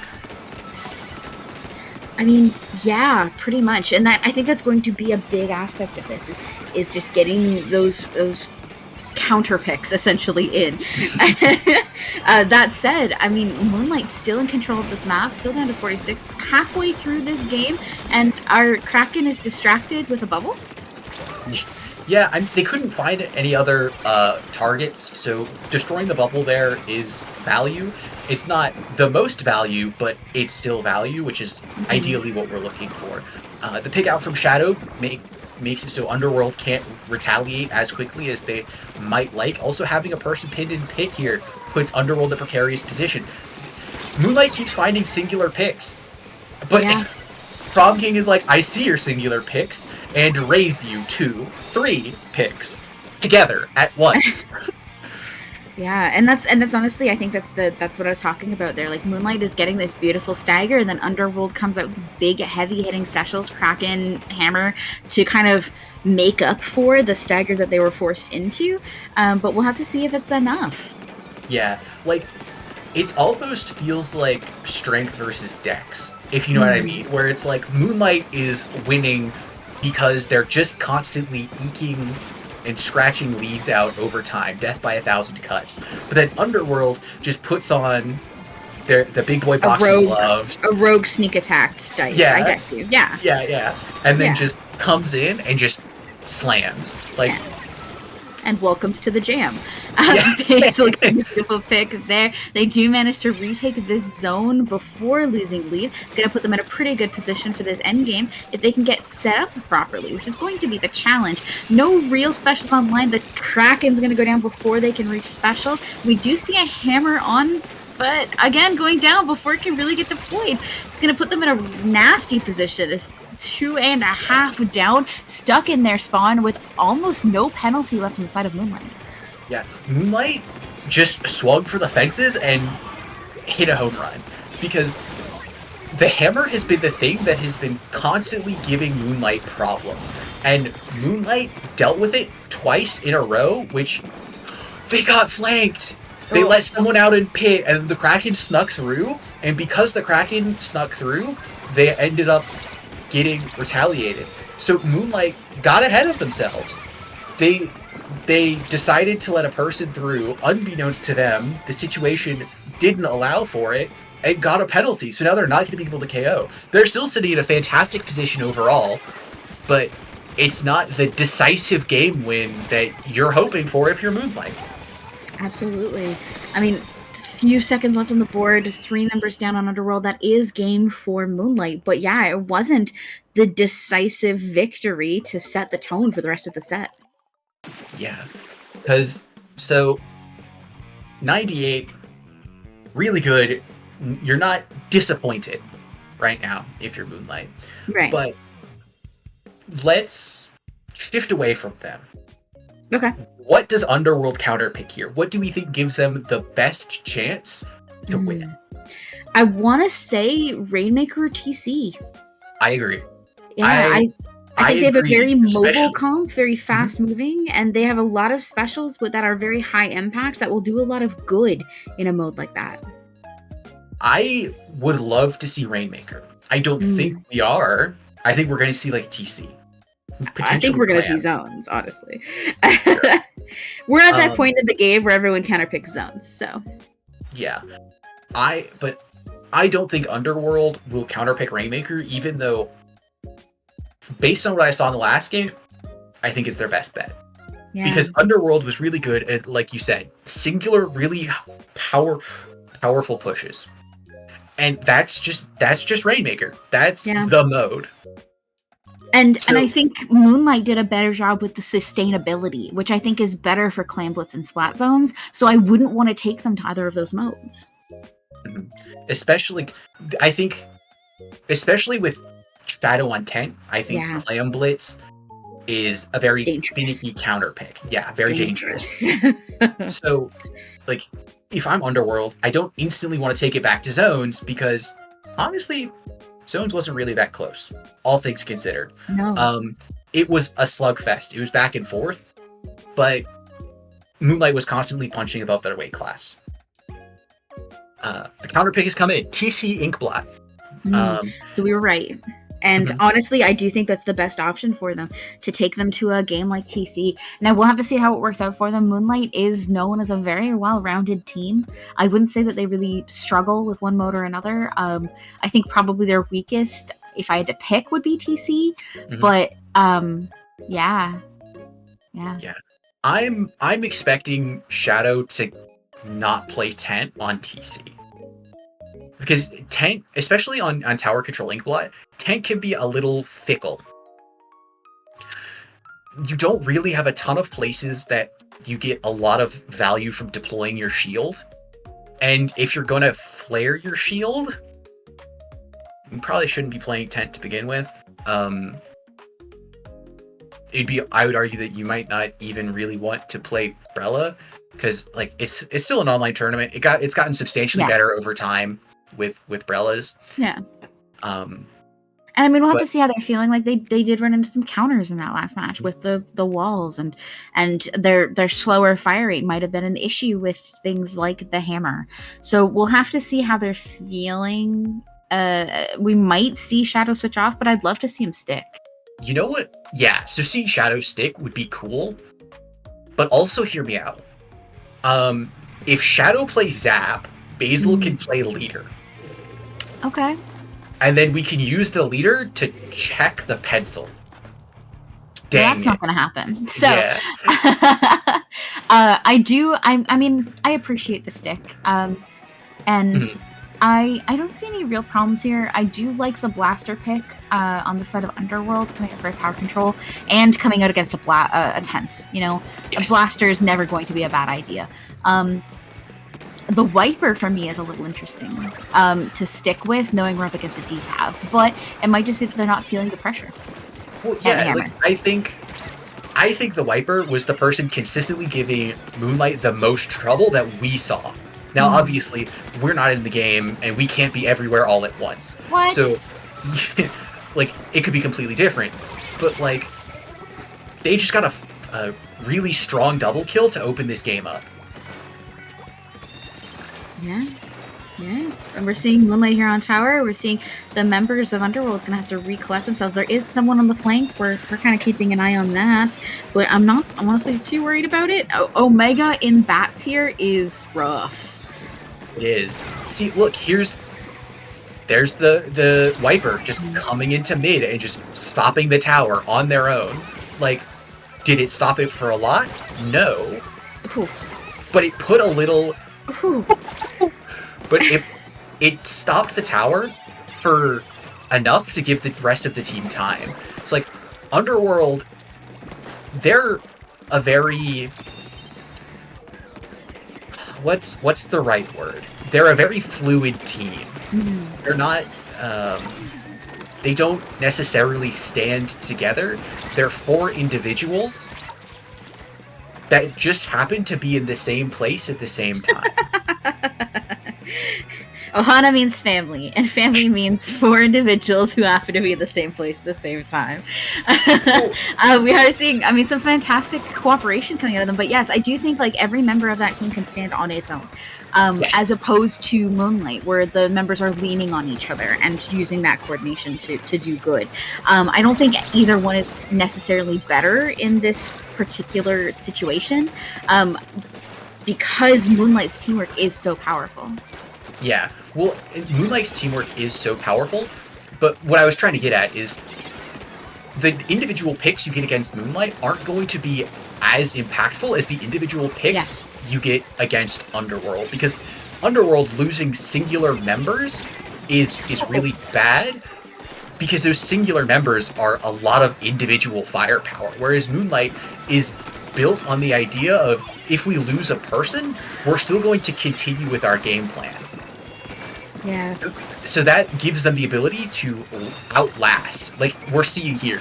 This tower hasn't gotten to Moonlight's side of mid in probably 2 minutes. Yeah, it's been pretty consistently over here. Even with Underworld getting pick after pick after pick, it's never been quite enough. Because, like, also part of that is because Underworld compositionally, like, they don't have a turf advantage, so they're forced to play that aggressive, flank-heavy style. And because, you know, if Moonlight wants to force a head-to-head, Moonlight's gonna win the head-to-head. Fair. And honestly, they're doing a fantastic job of it. We've pushed down to 23, which is massive on this map. To get anywhere past that second checkpoint is essentially game winning because of how difficult it is to move through that flat area. So I kind of love hey, all right. Sitting real close to that bomb for my comfort. But yeah, Moonlight, anytime it even touches their side of mid, they've still got control. They're still rolling with it. There's not a problem. Well, and that's to say, Moonlight's turf control is so strong. Yes. It's like, how do you come back if you're Underworld? Like, you don't have the turf advantage, so you need to wipe Moonlight out. And once you wipe Moonlight out, you still can't push, because you need to get turf. So you need 2 wipeouts to wrench the game state away from Moonlight. In order to try and control the pace of the game, like, Underworld has to get at least 8 kills sequentially. Which is very unusual for tower control. It's also very unusual for tower control. Like, Clam Blitz is usually the mode you associate with that. You do 1 push to wipe them out, and 1 push to get the resources for a push. You don't necessarily get to have... Hey, Len, is that you?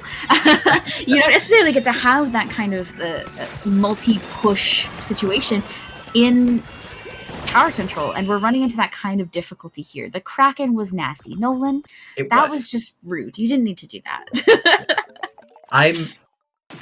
I'm desperately hoping Underworld is going to counterpick to Clam's Rainmaker. because I think those modes suit the style that Underworld want to play much better than Zones and Tower. And we've seen that because I think Moonlight never really lost control on Inkblot. Like, Zones is a mode that gets practiced so much by everybody that at high levels is always going to be the closest. Yeah. So from there, you need to find your next strongest mode, and you need to make a guess, an educated guess, but a guess nonetheless, on how to exploit the weaknesses of the team you're facing. Because what I think the TC Inkblot pick is I think that was a comfort pick. Yeah. Well, and also it's the legally required counter pick. True. Going back to tower control. It's bold strategy, Cotton. Yeah. I don't think it'll pay off. I'm not a believer. I hope they prove me wrong. I want to see more games from this set because it's been entertaining. As much as I've been kind of flaming negative, yeah. As much as I've been. I feel like flaming is too strong of a word, but sure. Oh, here I'll flame Omega. More like Omega bad. Got him. Yeah. Yeah. Sorry, the train of thought left the station and I was not on it. You're welcome. I'm always here to throw tomatoes at Omega. I just like throwing tomatoes in general. Unfortunately, that's my favorite pastime. But yeah, I mean, I do think tower control again is a bold pick. I don't think Mako Mart is a significant increase for them over Inkblot. I feel like this was actually a worse tower control map for them. I disagree. I think it's an improvement, just slightly.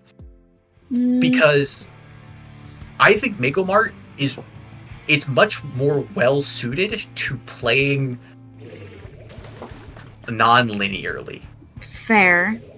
Because I just picture a Tenebrella in any location on this map, and it scares me. So, well, good thing there's no Tenebrella. Oh, interesting. Shadow, explain yourself.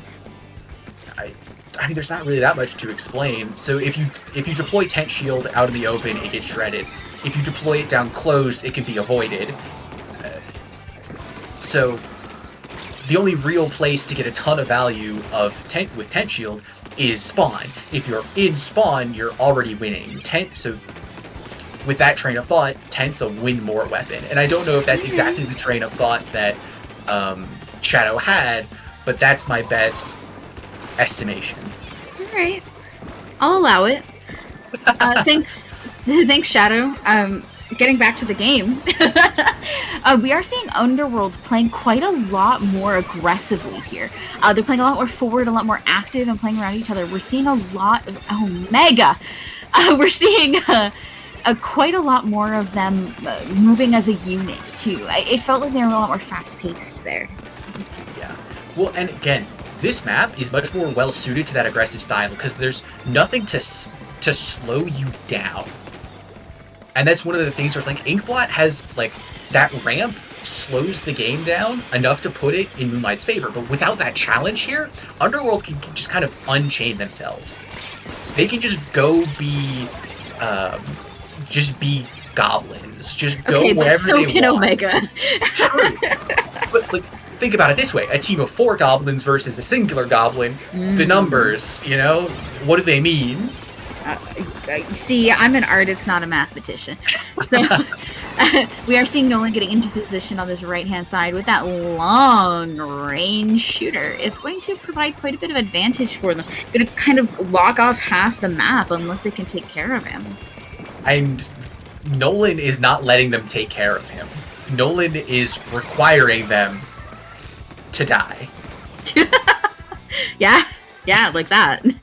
2 down on the side of Moonlight, 3 down. It's going to put Underworld in a pretty good position here, but they have a lot of ground to make up. They have a lot of paint to put down before they can do anything.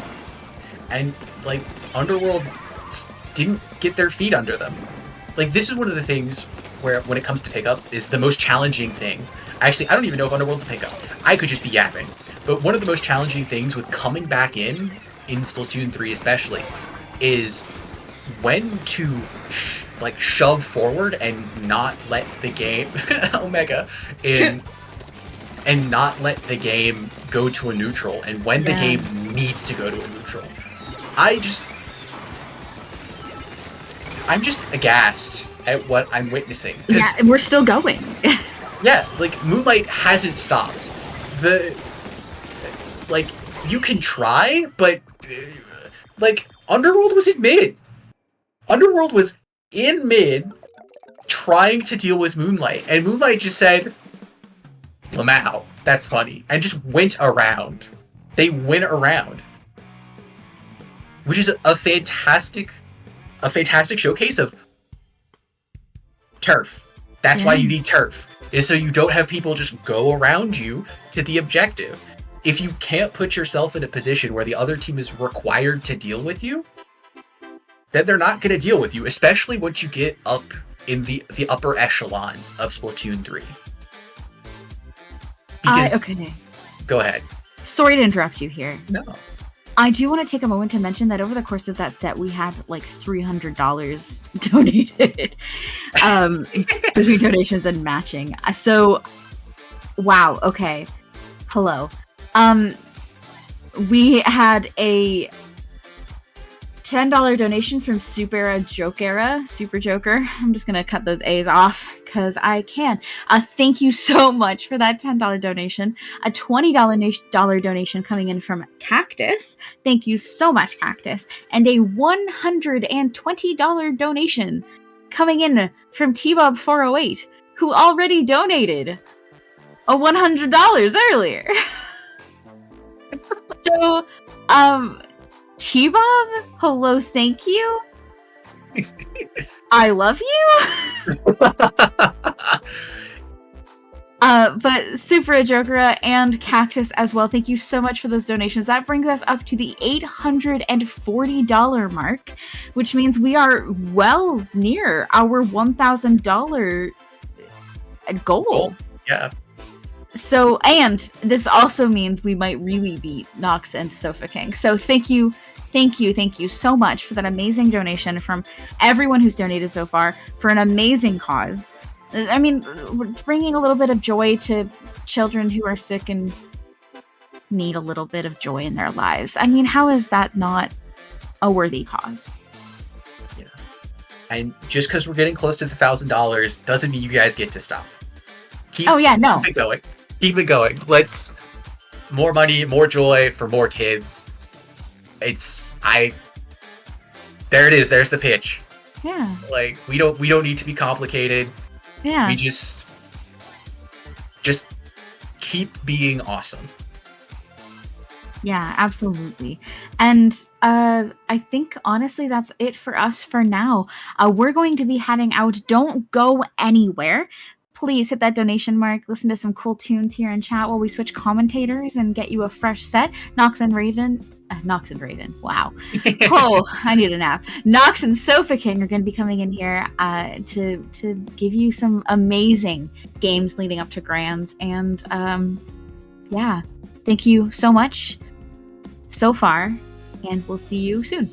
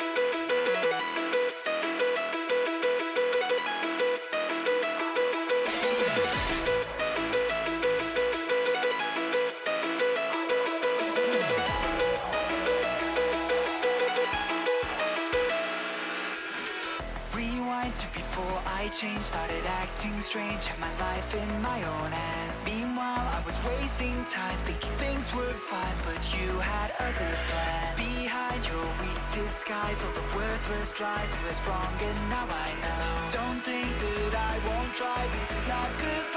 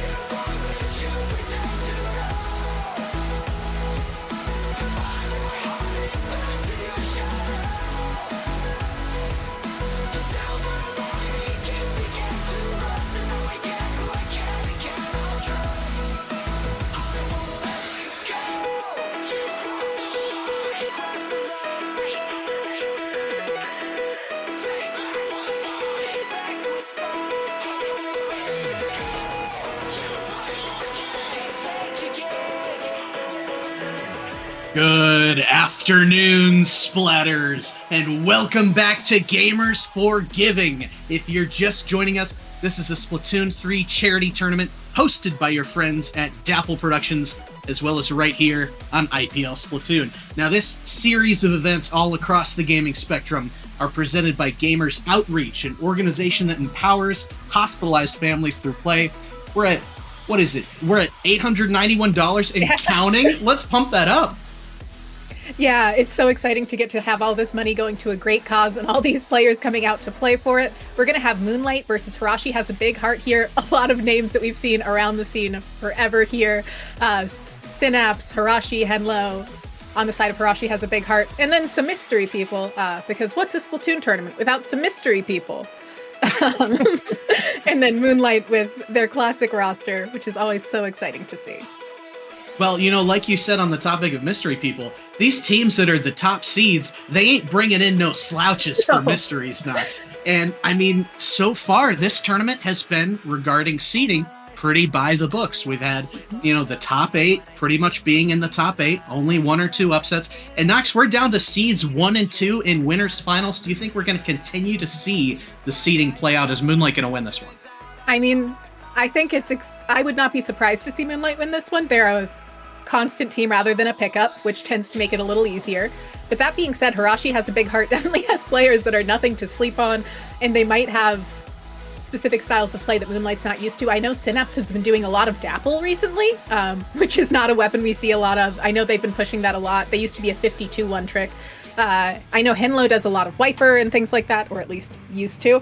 Oh boy, we've got names in there. Lana Del Rey. You play Splatoon? That's crazy. I guess she does now, and she must be pretty dang good if she's playing for the number 2 seed in this tournament. As we're going to get things kicked off here, Nolan, just that ever-present 96 gal, I think that could make the difference. I'm interested to see how that lines up with Synapse here. Well, see, you bring that up. Yeah, we have 2 96 gals coming out. Something we haven't seen Synapse on nearly as much, but definitely something we've seen them on. And they did play 52 gal and make in one Tricket for many years there. So there are some similarities. And the tent coming out from Harshi Has a, from Moonlight should be interesting to see. Not a weapon we see a lot of, but Shadowwind has played it forever.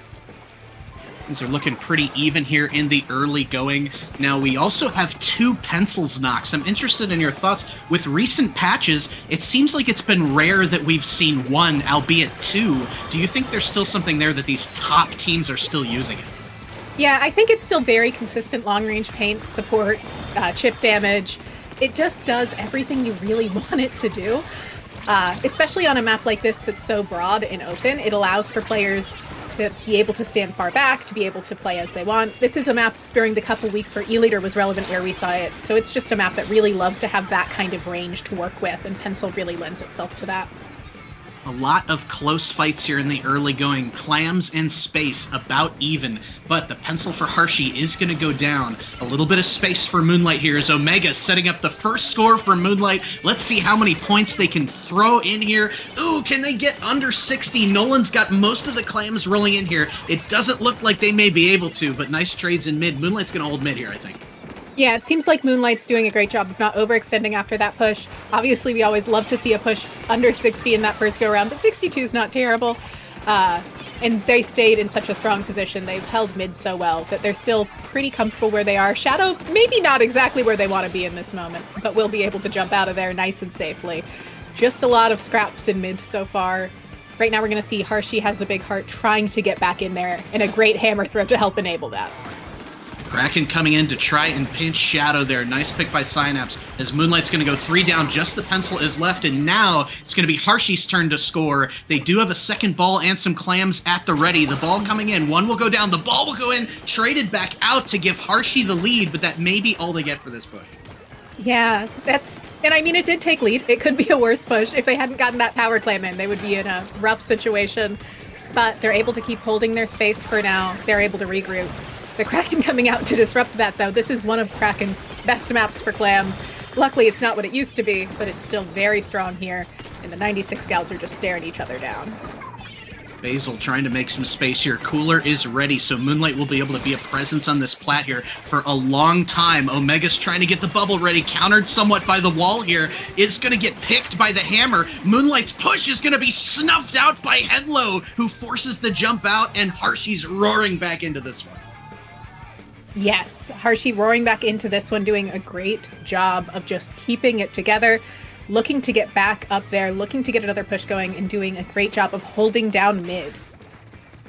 2 balls now with the brush almost at a third. The Kraken is ready as well, so you have to wonder if Harshi's maybe thinking of some interesting play here. No, the brush is instead going to sneak up, bringing in both balls. The brush going into the bats to dump all these clams in for an outstanding play as Moonlight will go 2 down elsewhere. Synapse trying to continue to make a mess up front here. The Kraken will run out. I think 16 is all they're going to get to, but Nox, that could be the game-winning push. It definitely could be. 16 is a very strong push. Moonlight would have a long way to go to overcome that, and they just need to do a great job of locking down mid in their plat. Although the Kraken could come in and disrupt that. Nolan coming in, causing chaos, chasing down Henlo here, but not going to be enough to take them out quite yet. Seems like Nolan will go down instead in a 2v1 situation. Shadow trying to use this Zuka to get a player, not going to be able to. And this is Harshi managing to get a great stabilization here. Just about in the final minute, and again, Harshi is the team with the better clam economy, but that could change at any time. 1 will go down for Moonlight. I believe that was Nolan in the corner, giving Harshi back numbers. You don't want to be losing numbers here when you don't have the lead in the final few seconds, Nox. Do you think Moonlight has it in them? Moonlight definitely could have it in them. It's not impossible. They have very strong offensive weapons. They have weapons that can brute force a push if necessary, but both of those have gone down. They do have a bubble. Clam Blitz has a long overtime timer. It is doable. It'll be really rough, and they'll need to really manage clam economy well. They are going to need a lot, so let's see if they can do it. You've got Kraken online for Harshi. You've got the bubble and 2 balls, as well as Juice for Moonlight, as they're going to be trying to roll in Nolan, getting things started with a nice pick on the pencil to eliminate Harshi's Juice, as Omega is going to be trying to use that bubble to roll in, but the Kraken's going to try and counter. Omega going up the top route will get the ball in, but they've got a long way to go and are down 2v4. Moonlight, it looks like Nolan trying to do the best they can, causing a jump in here, but their members are not going to be able to get in time. And oh my gosh, Nox, a 1-0 lead for Harshi. Yeah. Harshi doing a great job here. Those players are really strong. They did a great job playing to the strengths of the map. And what I really want to point out is they did a great job of shutting down Shadowwind's tent the entire time. That tent shield never got to exist for longer than 2 seconds because of how Harshi played that game. Yeah, to your point, what I really liked there was all of the team play that we saw coming out of Harshi. When these players are all this good, it really does live or die on who's executing the most 2v1s. And in that game, it was Harshi. Now, we'll see how this turns out. Moonlight has already been down 0-1 in a set today, came storming back. Yes. So it's never over till it's over for these guys. Well, especially in a best of 5, which we're in here, it really gives you a lot of time to figure out how to adapt to a comp like Harshi's. And on that, I do see teams pull out different comps pretty often on Museums de Alfonsino. It's definitely a map where you can see different picks come out, different strategies come out. Like, I don't necessarily expect on whatever counter pick Moonlight pulls out that Harshi will keep that 96 gal. Yeah, no, I don't think so. I mean, we know that Nolan will likely stick with it, but you're right that Synapse is going to have that flexibility to do other things. Now, based on what we saw there, if you're trying to keep Synapse on a weapon that Moonlight maybe thinks that they're less effective on, what would you counterpick here? Oh, that's always a rough question. There's so many things they could do. I think that the main goal would just be to try and keep it in a more long-range space if you don't want Synapse to switch over to something like the Dapple or the 52 gal. Try and do something else that has long, narrow pathways. Maybe some Scorch Gorge situation, potentially. Definitely not a map we see the most of, but I personally like it for Clam Blitz and Rainmaker, and it does get seen somewhat often in those circumstances, and could be a really unique way of minimizing the amount of like flanks that were coming out from the brush and all the shenanigans that Harshi was pulling out there. Yeah, I could see that there too. And I mean, that one brush flank, that was the game, Yes. right? They got something like 60 plus points off of that. So I think if you're Moonlight, you're thinking, all right, these guys are going to be trying different angles. We got to try and shut something down. I don't think you would want to go something like Hagglefish just because it's got Probably those not. 3 lanes. You want to go something more straightforward. I mean, maybe our fan favorite Barnacle and Dime. It could be Barnacle and Dime. Moonlight's, hey, we're gonna win these fights on paper most of the time, so let's pick a map where they can't get around behind us. Yeah, absolutely. I mean, it does always help. They're also going to want to lean into flatter maps since they are running that tent, and they will continue to run that tent, I can pretty safely assume. But you are right with the Barnacle and Dime call. We're going to go over to Splat Zones, Barnacle and Dime. Pretty good tent map, no flank routes like you mentioned, and the 96 gal will still get a lot of value out of Kraken there. Moonlight, I'll be here all weekend. You can my Venmo is SofaKing, so you can just send me money for that. I know you guys were listening and you chose Barnacle after I recommended it, but yeah, so I'm excited to see what they can do here. I think this is the perfect pick for them to try and counter what we were seeing from Harshi, and that's how you know these guys are the GOATs, right? They can identify what's going wrong mid-set and make those changes. It's so important to develop that skill. Counter picks are something that you do start learning pretty early on in Splatoon tournaments. I believe, I don't know if Little Squid League still does them, but they did used to for a while. And I know for sure by lowing, you're starting to get used to having them around. I will say that I don't see any teams other than top teams usually use them very effectively. They're very hard to use. And oftentimes you'll shoot yourself in the foot rather than get quite what you need out of them. But teams like Moonlight, Harshi has a big heart, are some of the few that really are going to do a great job of utilizing them. Yeah, and it'll be interesting to see, right? Because we're going from clams, which is a good mode, to zones, which is the mode. So it'll be interesting to see if Moonlight can get right here as we're taking a look at any potential comp changes for Harshi. Looks like things are pretty much the same. And on Moonlight's side, Synapse is... Or wait, did I miss something? Where'd they go? Synapse is still in the 96. That's what I missed. They're committed. It seems like they really want that against the tent. If I had to guess, that's why they're wanting to keep it out. That wall, that Kraken, really great ways of keeping the tent at bay. Whenever you're playing against a tent, one of your main goals is to keep them at bay. And as always, with the start of zones, we're just going to see a lot of skirmishing in mid. And we're seeing Omega trying to break through onto the side of Harshi. Yeah, that bubble was so strong, and they did a great job of making sure they're getting a lot of value out of it. Now here jumping out, presumably to save it here. So we've got a lot of specials coming out. First from Moonlight, crashing in on the enemy snipe, getting the brush down, which is crucial, as we learned last game. Trying to get another pick is Nolan at the very end of that Kraken hitbox. Yeah, Nolan doing a great job there with that Kraken of really disrupting Harshi's positioning, really forcing them to move around. And Nolan keeping this alleyway shut down and dodging those pencil shots. Still in control is Moonlight, but Nolan will go down. Omega trading that out against Henlo here as the brush is going to come in along the side, getting picked now. It looks like they're wising up to the movements that brush is trying to do. And Henlo is going to try and break back in with a nice hammer throw. That's going to be hopefully a zone flip to stave off a knockout. It could be, but and there it is. Managing to get the zone flip, keeping the knockout at bay for now. But we see 2 players go down on the side of Harshi. Moonlight looking to regain control, having the zone back. They do have penalty points to work through. They have a lot more to go through than they did last time. But they're holding control so well this game. This counter pick is working so well for them. Yeah, they just are doing a really good job taking a commanding presence up on the snipe. However, 3 will go down. It's just the pencil. Henlo coming in from behind is going to get very tapped with that hammer, is able to live. Moonlight will continue to be staggered as the pencil will go down, as well as a jump in, I believe. As now the tables have turned. Henlo does go down up front, but we see all orange here. We do see all orange here. Harshi doing a great job of getting their space, getting what they need, and trying to find ways of keeping Moonlight from moving forward and backing off now that they need to. Specials are online for the side of Moonlight, but the 96 goes down. Shadow looking to move forward on this side, but not going to be able to thanks to the flank from Henlo. Zuka's at the ready. I think Moonlight will try and go for cap here. Yeah, they definitely want to put some penalty points back, but Henlo still causing a mess in the backfield, traded out, but not before getting a double. So numbers are back for Harshi. They're setting up. Omega has already dropped, has to play their cards carefully here. We'll go in with Shadow here. The next pick is going to be so huge to see what direction this game goes in.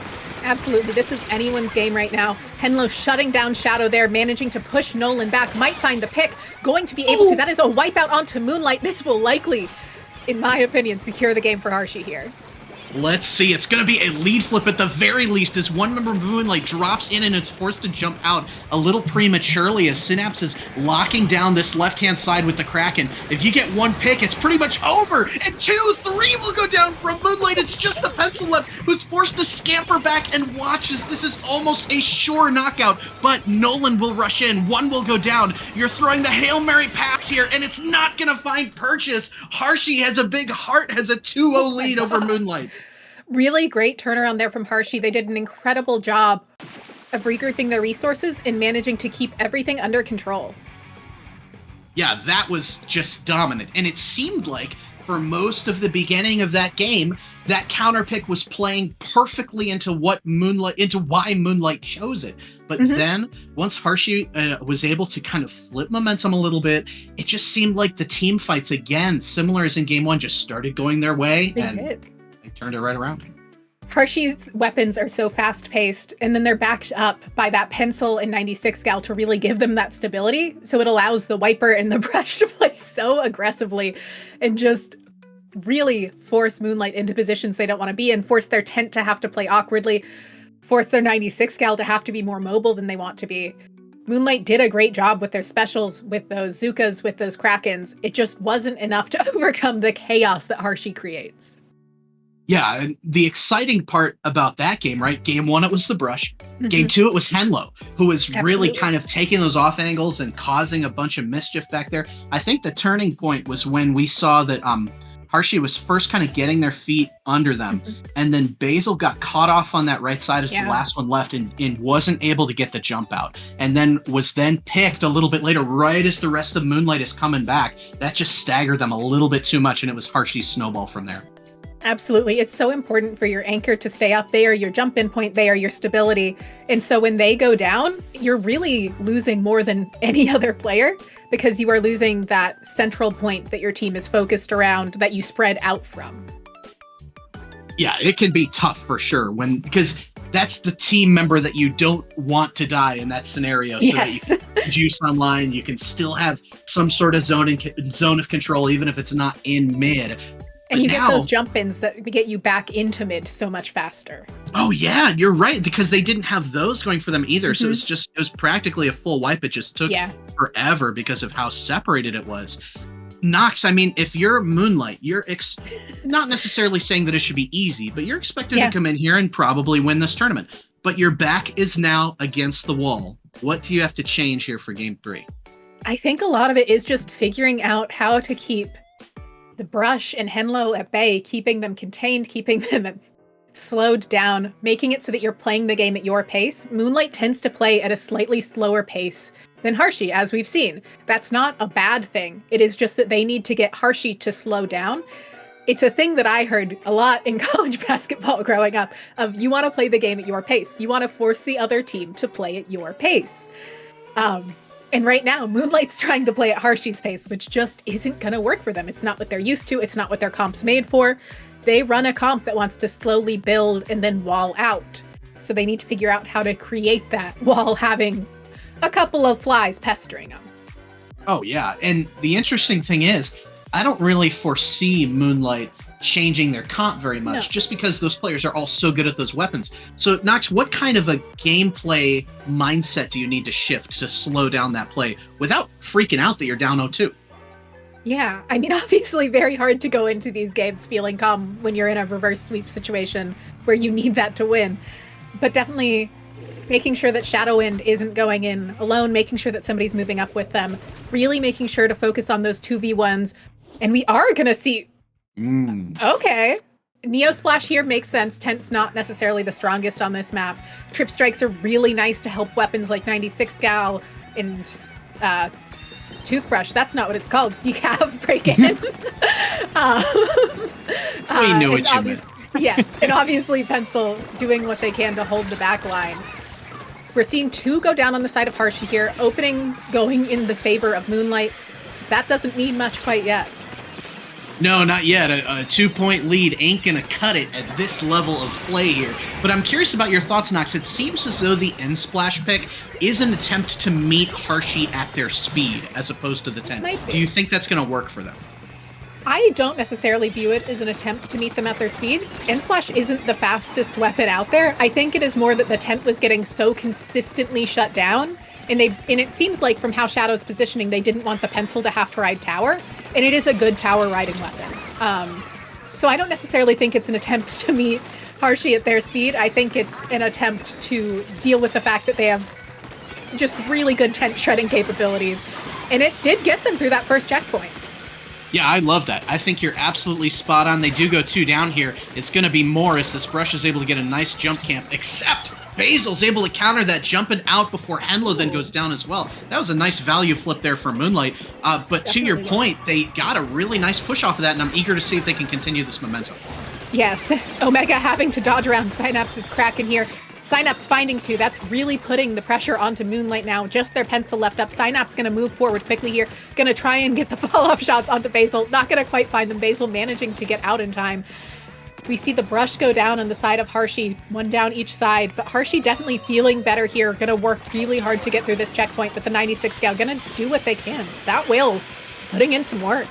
Oh, I love that whale to get Nolan and the wall out of there, and now the Brush is just a haunting presence up here. Is going to be fighting Omega, taking down 1 and taking down 2, and the Brush is going to facilitate this lead for Harshi as they're cruising towards the goal here. Henlo is going to try and use the hammer to get a great trade on Basil, neutralizing the Pencil for Moonlight again as they're able to push it all the way to the 20s. Yeah, that's another checkpoint cleared on the side of Harshi. Harshi clearing through 2 checkpoints in that push is huge. We're now seeing Moonlight just have to paint and try and get mid back. Omega might have overextended a bit there. They're trying to find Synapse, but Synapse manages to find one of them instead. Nolan using Kraken to hold them back. The Pencil riding tower, but it almost feels like Nolan is overextended here. But as I say that, they do find the pick. So who am I? Who am I to say? You're right. Hey, that was a nice... I couldn't do that with Kraken, but, that's Nolan. Nolan's one of the GOATs, so sometimes we just trust Nolan's instincts, I guess. As Moonlight's going to be pushing again, the Brush is coming out from that left-hand side. An interesting flank from both the Brush and Henlo as Omega will go down for Moonlight, giving numbers back to Harshi, and this push may be over before it begins, but they've got plenty of time left. They do. There is a lot of time left to work with here. 2 minutes on the clock. Nolan trying to just get people off of this tent area. Not going to be able to quite yet, but we see that Kraken at the ready again. Going to be able to force Harshi further back.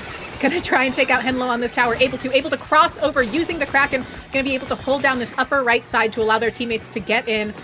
Probably gonna drop down somewhat soon once they're past this little area. The other 96 Synapse moving up to them. going to be able to take them out. Just Omega and Basil left. Omega gonna stay there. Omega gonna jump out. Basil having to back off just to stay alive, but trying to hold down that angle, not going to be able to.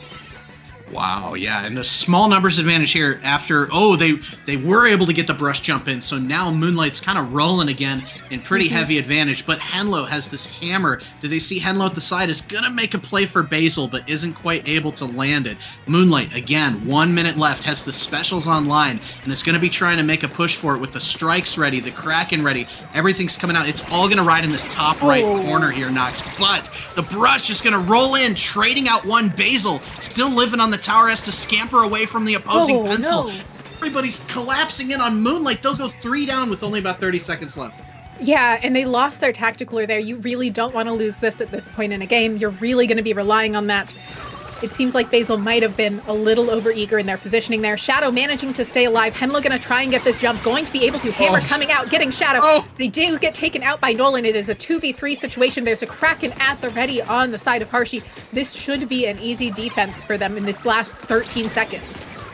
Synapse is going to go down up front here as Nolan's trying to make one last desperate play. Another one going down. A huge fight there as Nolan's able to flip advantage to Moonlight's side. Kraken is ready. His jumps are coming up in the tower. Moonlight has not been able to secure this top right that is so crucial. They do get one up in the corner. That's the pencil going down. They have to contest another Kraken is now in overtime. They've got to grind this tower, but the Kraken will lead Harshi to grand finals as they're able to clear out that tower.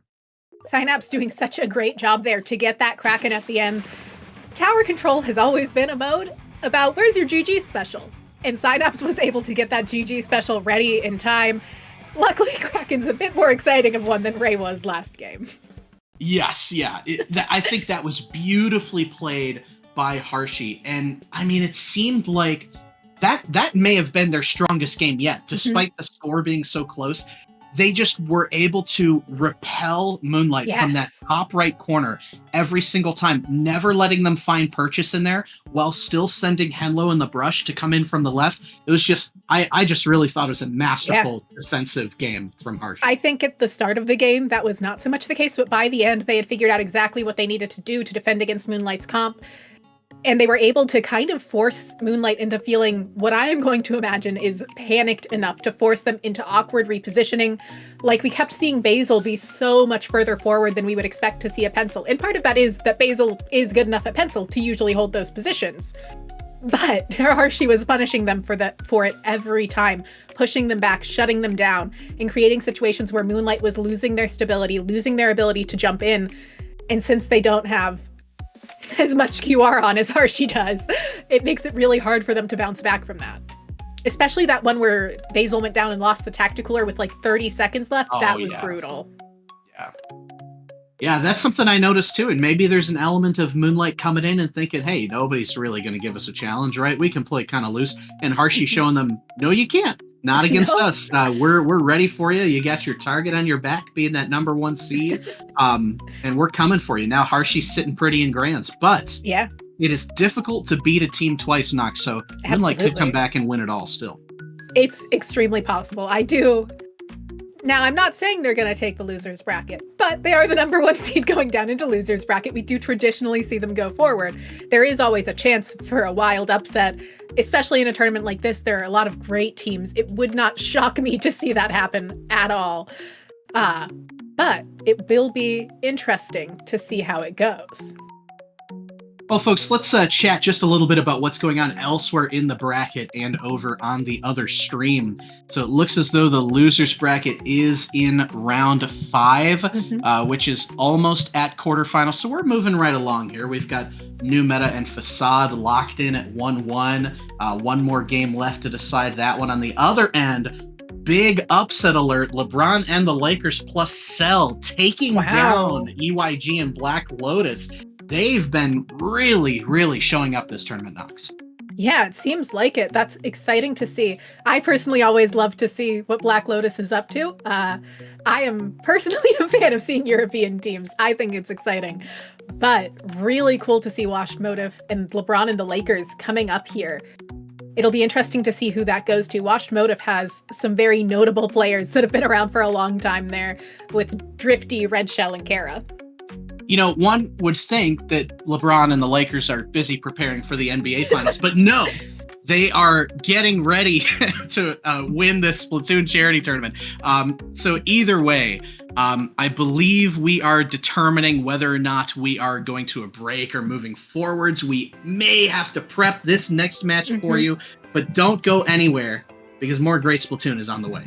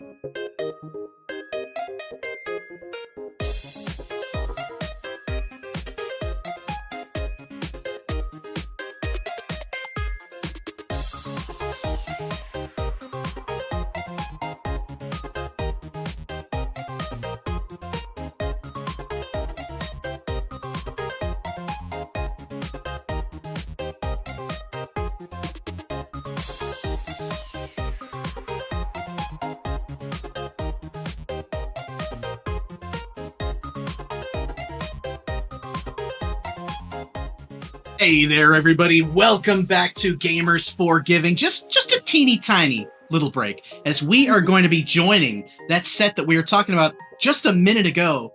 In progress, we join you in progress. Washed MOTIF versus LeBron in the Lakers plus Cell, having pulled off that amazing upset against Black Lotus. And they start this set up 1-0 on Washed MOTIF. Nox, what is happening? I mean, they just seem to have found their rhythm. They seem to know exactly what they want to do. Admittedly, these are players I have not heard much about, so it's very exciting to me to see what they're going to get up to here. Washed MOTIF, obviously, like I was saying earlier, very known players. I don't know what any of these three are, the three I mentioned earlier, are playing these days. But there used to be some pretty unique weapons, so we could be seeing something even like a Carbon coming out here, which would be very exciting. Yeah, I think that especially if this is best at 2 out of 3, you're in your elimination game right now for Tower Control Inkblot. To speak to what LeBron and the Lakers have been able to do today, they were also up 1-0 on Moonlight in winner's bracket. Before then, Moonlight came back and won 3-0. So I think these guys are just playing hot tonight, and I'm interested to see how long they can carry that on for. Zeke especially is a player who's been, grinded up, started in LSL, and is now just such a terrific player. So I'm eager to join this one halfway through. Always so exciting to get to see players grow through LSL on. I have such a soft spot for LSL in my heart. We are going to see a squeezer coming out here from Kara, something we have seen them on before. Brush coming out from Red Shell, truly a classic. Love to see the heavy edit. the Nautilus coming out from LeBron and the Lakers is really interesting, and I'm fascinated to see how that will go against the Squeezer and Heavy Edit. Yeah, especially since it's kind of like being paired with the midline backline with the pencil too. These are some pretty rangy comps we're seeing as LeBron and the Lakers are again getting a good start, but Red Shell, as they're known to do, is going to come in and get a nice double to shut that down. Really great play there from Red Shell. Great job of knowing when to pop out of that shark to get the most value. Kira over here looking to try and find some picks, having to back off to a pretty awkward angle. Not going to jump out though, going to take advantage of the splash ball that offers. Squeezer going to have to back off as 2 players approach, but they are just dodging and weaving. They did draw 3 players away from tower. That was a great stall tactic. Oh yeah, especially since it let Red Shell kind of get in here and live in mid for a bit longer, but one of their teammates will go down, collapsed upon again, as LeBron and the Lakers are going to take a 4-2 numbers advantage, losing the knot up front, but now the next plan is going to be who can get into bats and get this big deep push first. Absolutely, and it seems like LeBron and the Lakers might be the ones doing it. The Zipcaster does get taken down, but there's a lot of pressure coming out. The Pencil able to hold that position, but Red Shell coming in, causing chaos, backed up by their teammates. And it seems like nobody's really going to be able to make a ton of progress here. LeBron and the Lakers definitely having found more, but really anybody's game still after almost 2 minutes in.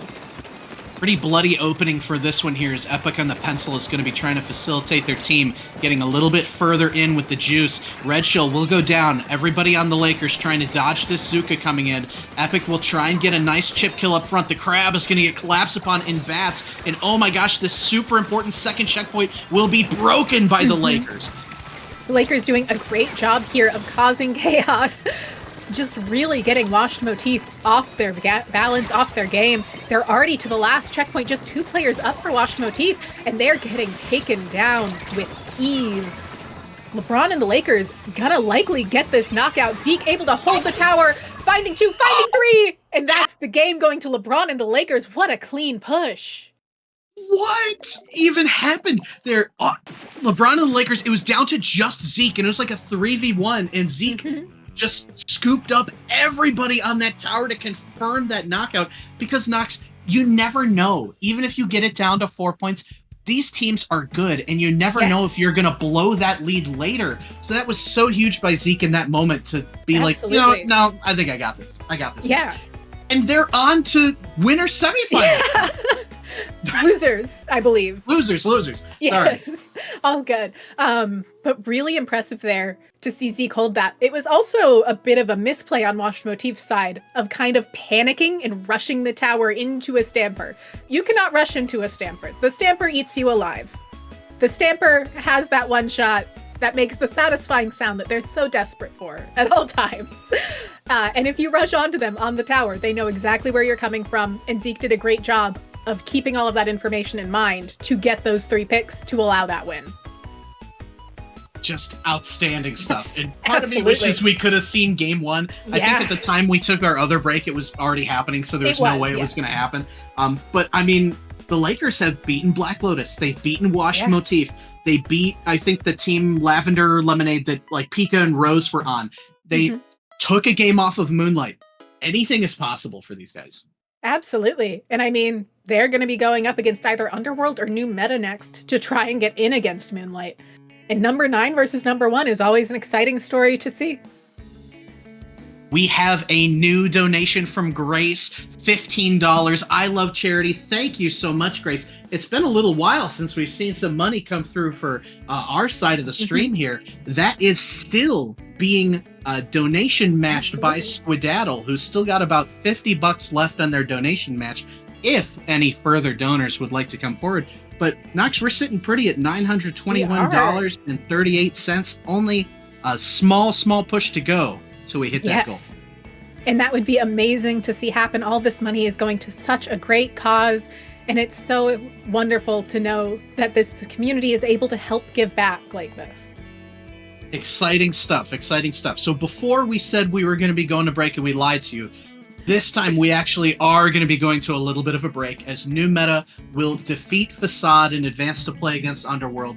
That set will be streamed on Dapple Productions, so go catch that. But then we're going to be right back here for Loser Semis.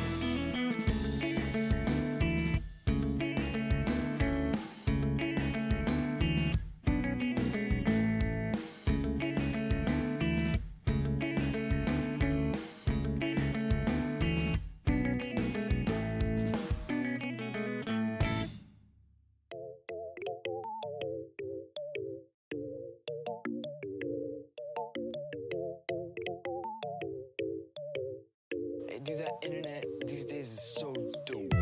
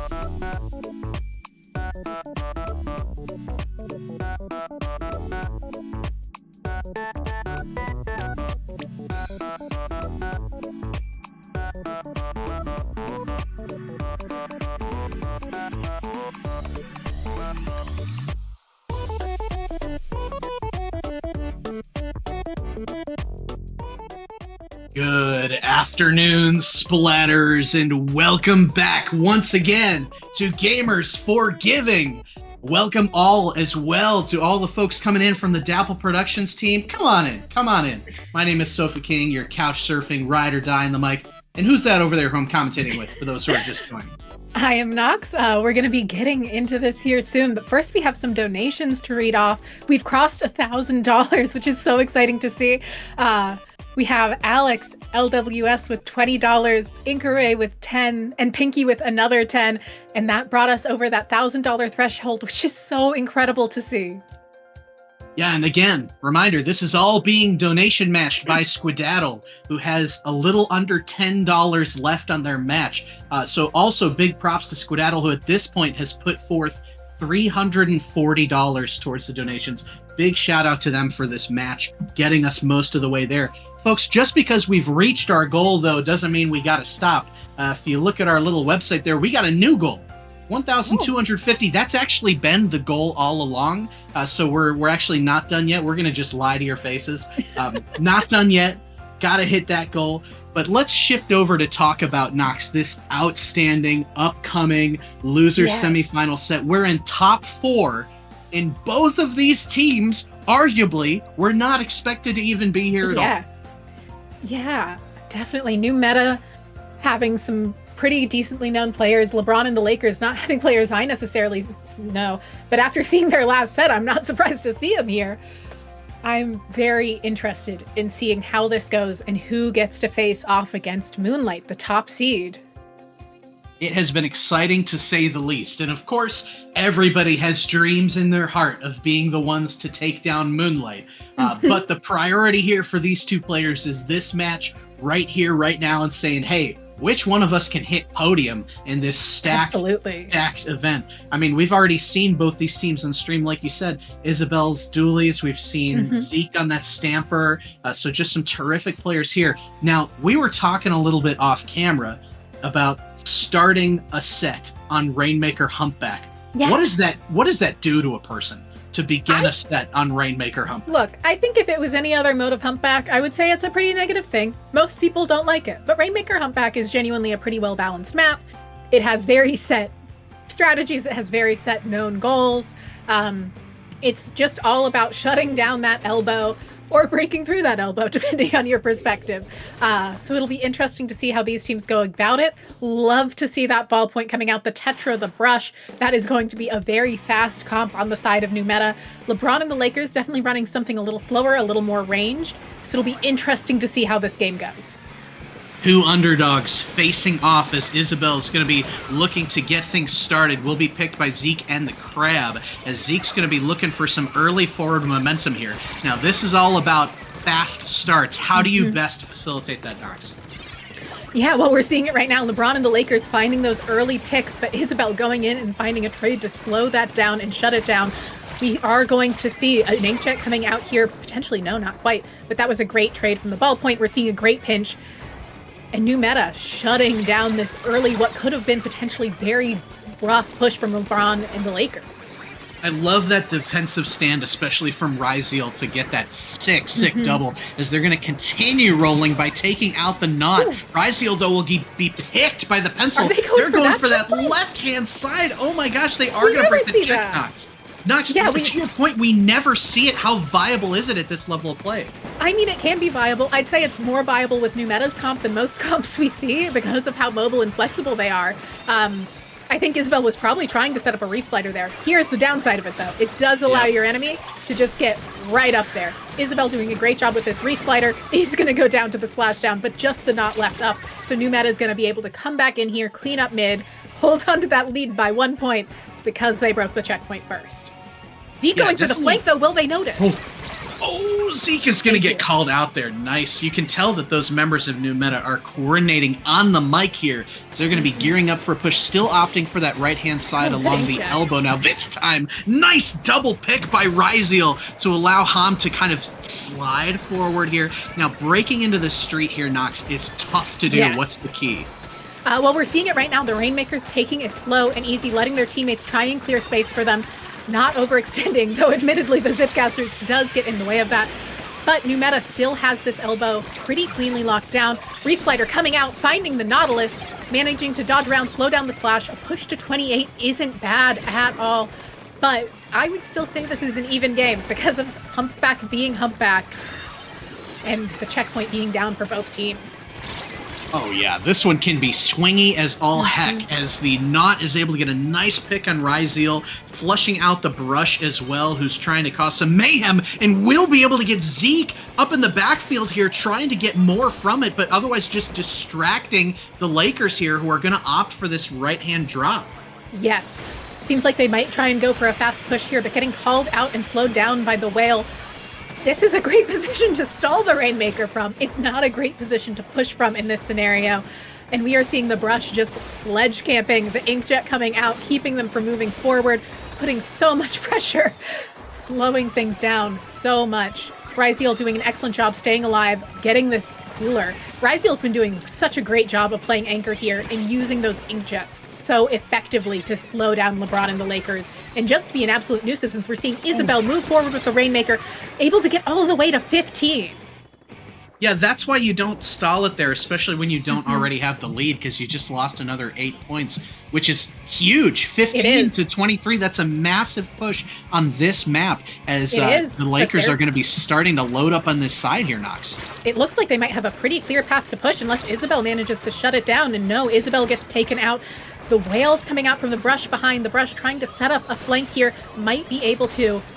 And it seems like Isabel and the brush were able to slow them down just enough for the ballpoint and the Zap to get into position to stall and hold. But that could have been a huge push if LeBron and the Lakers had moved just a little faster. Yeah, I agree. It seems like they're struggling to fully win some of these big team fights here, as again, Ryzeal will be doing work on that Inkjet. Everybody for New Meta's coolered up. They're getting a nice pinch there, and it just seems like they're never losing numbers to the point where they're in danger of losing this lead. Well, and part of that's probably coming down to QR a little bit. The joy of Tetris and Ink Rush is you do respawn quickly usually. You are going to be moving quickly, and you're able to cause chaos in the process. And their Rainmaker carriers have been doing an excellent job of knowing how to kind of enable their brush and Tetra to go in and be as chaotic as they want to be by playing those slow, steady shots, almost being a second anchor for the team when the ballpoint's not on it. Nice defensive stop from the Lakers, who are now rushing through mid, but the splash will go down to Ryzeal, who's been an ever-present force on the defensive end. The Knot now rushing forwards to try and create some space for the Rainmaker, as Ryzeal again trying to end the game, but it will be picked by the Knot. Tiki Taka is rushing in, trying to counter the brush here, is going to get picked by Isabel, who's trying to end this game, will get picked instead. The Rainmaker still lives for now, but does not have a lot of time left, as the Lakers are trying to push in on this right-hand side. A trade up front. The Crab will try and help to move the Rain forward, but Isabel again is going to get picked while trying to hunt down that Rain. 2 will go down for New Meta, as, here comes the final push attempt from Epic. Dodging bombs, dodging and weaving through. Can they get it? Not quite. That's a long way to have to back up with only 10 seconds left on the clock. New Meta just needs to keep painting to keep this going, but the Nautilus is going to be able to use the splashdown to clear enough space. But not quite. Held onto by New Meta by 1 point. That splashdown almost clearing the path enough for them to take the game. But New Meta held their composure just enough to keep that. A game of inches, truly. Yeah. And I feel as though if you're the Lakers, you could almost squid roll there to get the points you need, just to give yourself that little bit of armor. But it wasn't able to happen. New Meta, spurred on by Ryzeal and spurred on by Isabel on those awesome Tetras, was able to just be such a defensive presence that made it so that the Lakers only had that one big push the whole game. Absolutely. And it's so great to get to see weapons like Ballpoint and Tetris use. Obviously, we did see Ballpoint have its time in the sun already this game, but it's always fun to see it come out. Inkjet's such an exciting special. I always love to see it. It's so high skill. It's so fun. And it works so well on that anchor of a Ballpoint. And Isabel on those Tetras, going in with the ink brush, creating those pinches, causing chaos, all backed up by the steadiness of the end zap, just allowing them to play like that. Yeah, I'm excited to see how this one progresses. Now, your margin for error in losers bracket is very slim. We're on elimination point for the Lakers. They have been in this position before today, and they have still come out on top. So I'm excited to see if they've got another win in them. And for a new meta, considering how well both of these teams have been doing, you're taking huge pride in knocking out the other side. What do you got to do to make it a clean sweep here in Zones Barnacle? I mean, I think Zones Barnacle is definitely a rougher map for them. Their comp did happen to be particularly good for Humpback Pump Track, but I could see them still doing it quite well here. Obviously, getting those flanks in, vital on this map. Being able to get your brush behind, creating pinches with your Tetra through that ramp area, and allowing your Inzap to kind of just paint while your ballpoint is able to hold behind your brush and Tetra to really create that stability is absolutely huge here, and will create a situation where they can pretty much hold that left side and dominate if they get the early cap, if they play fast enough. And I will say their comp plays way faster than LeBron and the Lakers. I think so too, and that's something we were seeing in some previous sets where the speed was helping. Harshi has a big heart to kind of get that upper edge on Moonlight. So I'm interested to see if they can keep the speed up. Now, do you think we're going to see any comp changes from the Lakers? It looks as though they are going to be rolling out with largely the same things on both sides, but Ham coming out with that 96 scout. Yeah, I like the 96 scout switch here. This is a good Kraken map, as we saw earlier. Both teams using it earlier. Heavy edit coming out instead of the ballpoint. Not upset to see that. Love a heavy edit, but it does seem like it's not able to play quite as quickly. The Kraken having to be used defensively does force a jump out. Going to now aim to get their side cleared out. Going to be able to. New meta going to be looking for a quick cap here, but their players just aren't staying up. Yeah, and some of these jump-ins are maybe a little bit dangerous if they can't quite get protected. Tiki-Taka, though, it seems like it's going to make a nice wall along the snipe here. Isabel's getting traded up front. That zone, though, Nox, is still, for the moment, ticking down for the Lakers. It is. We're now seeing New Meta trying to move in on it, trying to get a little more pressure on it, but not finding what they need quite yet. They are at least stalling it out. They are at least slowing it down, but the Crab Tank coming out, really getting in the way, finding Isabel. And the Kraken doesn't have anything to help get in, so it's a rough time to use it. As I say that, though, do remember that the Brush and Tetra both have QR on. They are always coming back. Oh yeah, they're just throwing spaghetti at the wall, trying everything, but the Lakers are shutting it all down as the Splash is going to be just maintaining paint up here. Zeke does have a Zipcaster, so be looking for that to create the final stagger, but instead, no! Zeke and the Knot will both go down. They're not able to hold on to the zone, and New Meta, for the first time in this game, gets control. Absolutely, and this is a situation where I could see New Meta getting the hold here and managing to knock out. Their comp is that type of comp. They're going to be able to allow their Brush and Tetra to go in, create chaos. The Crab Tank is going to get in the way of that. So as I say it, I spoke a little too soon. Ryziel looking to try and find a pick, able to help get the trade. But just the Kraken left up, Ham having to back way off, but taking full advantage of that 96 gal 2-shot kill. Wow, look at these bold jumps coming back from New Metas. That time it's going to cost them. Isabel going down due to the splash down there. As those points are still ticking, they've got maybe 1 or 2 fights left to try and flip this zone back. And Isabel will go down again off screen to the left, keeping the stagger online for the Lakers. The whale will come out as they're trying to get 2. 3 will go down, just the splash. New Meta, how did they get that cap back so quickly? I mean, that's how their comp works. It's a very explosive comp. They were able to move in quickly with the Kraken, pick off players one at a time, and now they're going to try and shred this Crab Tank, going to be able to. They're going to set up on this left side, looking to get their specials online and ready for whenever LeBron and the Lakers try to move out again. And that Reef Slider is going to do a good bit of damage in slowing them down. But as I say that, 2 players have gone down. Isabel probably needs to back towards zone to help Ham out, and is going to be able to.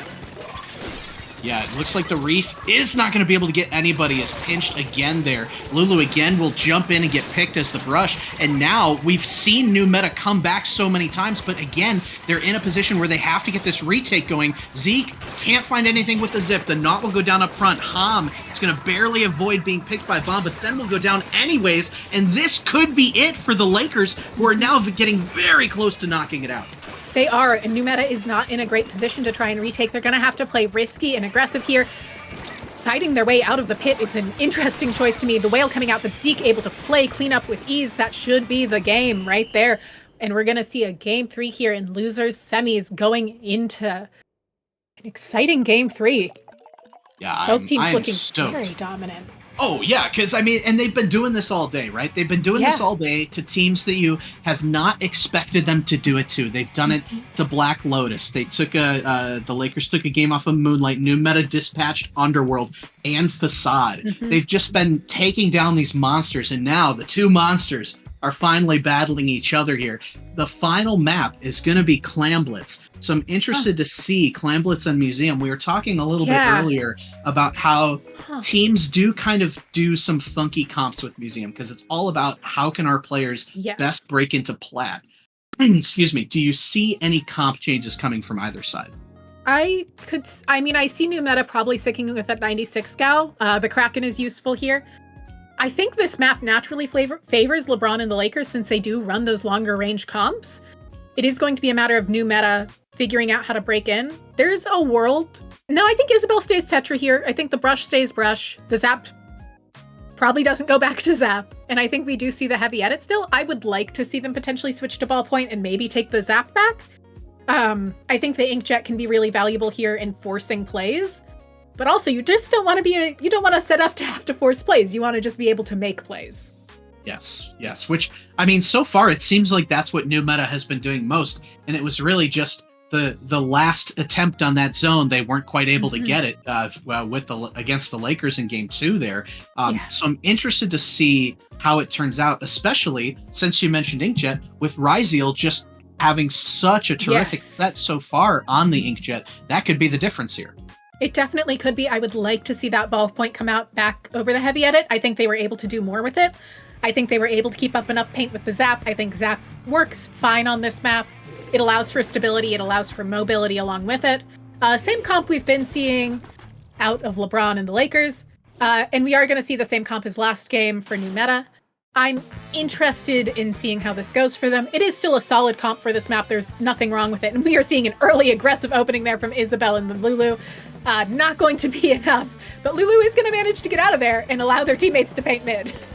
Wow, I mean, I love that, because it's like the aggression, when it works, is just so overpowering. It didn't work last game, but it did work in Game 1. So I think they're betting on it working here in Game 3, and we'll see whether or not that's the case. I mean, it definitely could. Great pick there from the Kraken coming out. 2 players down. This could be a good push from New Meta. Okay, well, it's still New Meta having the push. That was one clam in. I don't love to see it. It did slow down New Meta. It does also give them a pity clam, and they have enough QR players that's very usable for them on a push. Not a play I love to see, but I understand it. And New Meta's going to have Tactical already. The pencil's down. The Brush found 2. Looking to get the Nautilus. Not going to be able to. New Meta goes down. This is a bloodbath of a game. Oh, yeah. I mean, and I can't believe that they still defended despite losing the member who went off on their own to score, and now they're sitting pretty with another couple of balls at their disposal as the Brush will go down. 2 will go down for New Meta. 3 as the Lakers are rolling here. The pencil getting set up, trying to accumulate their clams with the juice, getting it all in line, and they have so much scoring that they're doing here. The Splat coming in up top with a bunch more. The pencil is going to be rolling in despite everybody going 2 down. It's going to get a nice pick, and the not from above, the heavy edit can't find them. That score's going to go all the way down to 14 for the Lakers. Yeah, the Lakers just creating an excellent push there, exploding onto New Meta's side of the map, creating so much space, taking full advantage of it, and then slowing down New Meta enough that they can't reclaim mid while they respawn, which is absolutely huge. That's ridiculous. I can't believe that just happened. As now New Meta has such a mountain to climb to avoid elimination in this tournament, and they go 3 down again as Ham has to scramble back, grabs the pity, has the Kraken ready, but now they're on the defense again. Look how many clams the Lakers have. Yeah, the Lakers probably could knock out here. I'm not going to be able to do the math quite fast enough in my head, but it's definitely feasible. 2 players have gone down, though. Ham looking to help secure this left side. Gets chip onto 2 players, so they're going to have to back off and just looking to find that forward movement. But the Nautilus really putting in some work. Isabel now fighting them. We're seeing right now New Meta looking to try and push in on that right side, but the Nautilus is going to be... Oh, they're actually going back. I thought they were just going to go stand under the basket and try and give a jump. But the Crab Tank likely slowed that attempt down. Wow. I'm worried that New Meta's getting a little panicked here, as we Seems saw like it. even Ryziel pretty much skipping mid and going up to the ramp there. Is now 2 down again. A failed flank is 3 down. Oh. As the Lakers are closing in. They miss one ball, but they've got a second at their disposal. They get one in. The pencil will get both balls in, and now just one clam left. The splash is going to toss it in, and LeBron and the Lakers are heading to losers finals against Moonlight. What tournament LeBron and the Lakers have had.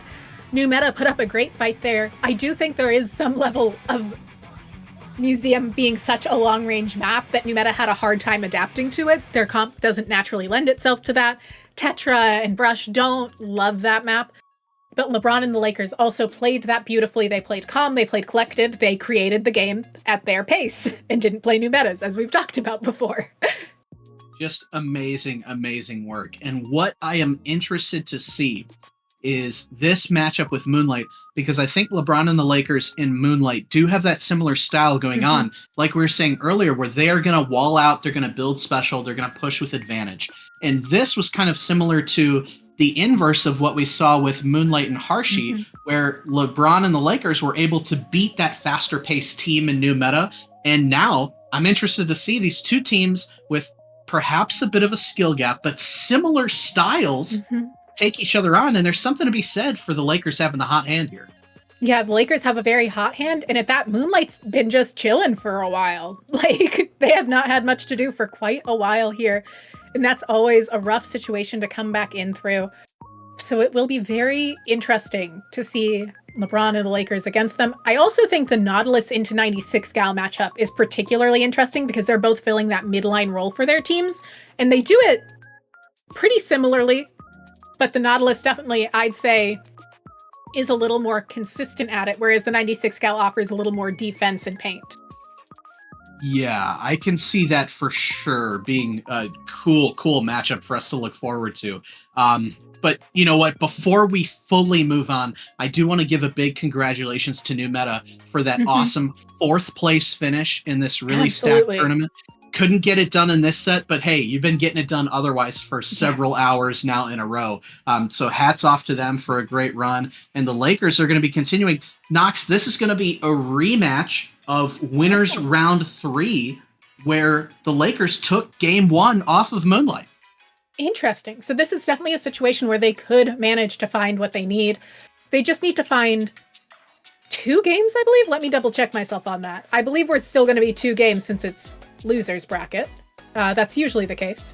Oh, it's best of 5. There we go. So best of 5, definitely still doable. Maybe a little more competitive.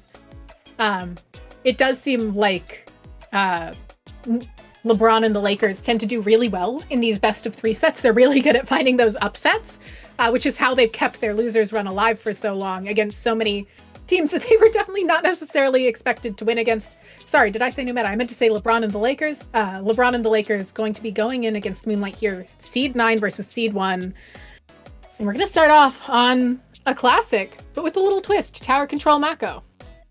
Oh yeah, and the really interesting thing about how this set starts is that back in winners quarterfinals, that set also began with tower control. Now it was ship shape, and that's important because that was the game that the Lakers beat Moonlight on, was tower control. So they've done it already today on this mode. I'm curious to see if they can do it again, get another hot start, keep that momentum rolling, and kind of like we were saying, that's how you take down this Goliath that Moonlight is.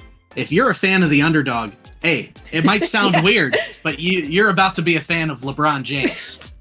Not a sentence you'll hear ever again, probably. But yeah, in this case, LeBron is somehow the underdog.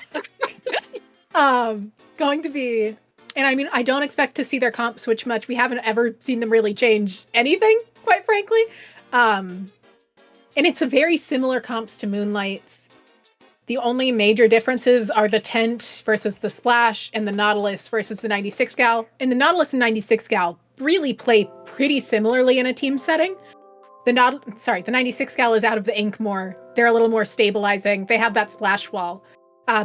But the Nautilus is stabilizing in the way of it has so much range, it has such consistent quick picks, and it does have good enough paint output. It definitely doesn't need anything to paint for it like a Slosher occasionally does. Yeah, that's very true. And like the 96, like you're saying, it's way less mobile, so that's something Yes. that they've kind of got going for them. I'm interested because I think that's going to make a huge difference on Mako Mart. So this is Tower Control Mako. The one that they had beaten Moonlight on previously was Tower Control Ship Shape. Do you think that it being on Mako is largely going to benefit the Lakers or Moonlight instead of Ship Shape? You know, I think it's pretty even. I think that I like the wall from the 96 gal a lot here. The tent doesn't do as well here as it usually would, I think. So we might actually see the splash come out there on the side of Moonlight like we saw earlier. But neither team has any weapons where I'm like, yeah, those are Mako weapons. Because they don't have any buckets. They don't have any wipers. Moonlight has a Splatana at times. So that'll do quite well here. But neither team is playing a lot of ledge-based weapons. And this is the ledge map. This is the map where you are playing around ledges, especially in tower control. So it's going to be, I don't know the last time I saw a game on it that didn't have at least one sort of bucket in there. So yeah, that's a really good point. And I mean, part of what my next question for you is, at this level of play, do you rely more on what's comfortable and go with your mains, or do you try and adjust based on the map? Do you think we'll see any buckets come out?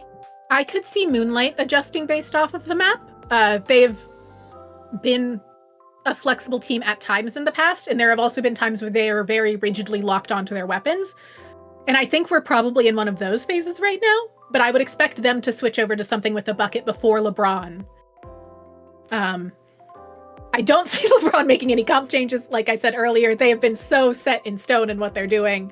They know exactly what they want. And Zeke is on that stamper, so there is a little bit of play space there. I don't know. It's really interesting. Are you trying to tell me that LeBron and the Lakers don't get any buckets? Is that what I'm hearing? I'm saying neither of these teams get any buckets. Oh, I see. Okay. I think LeBron and the Lakers is even less likely to. But okay.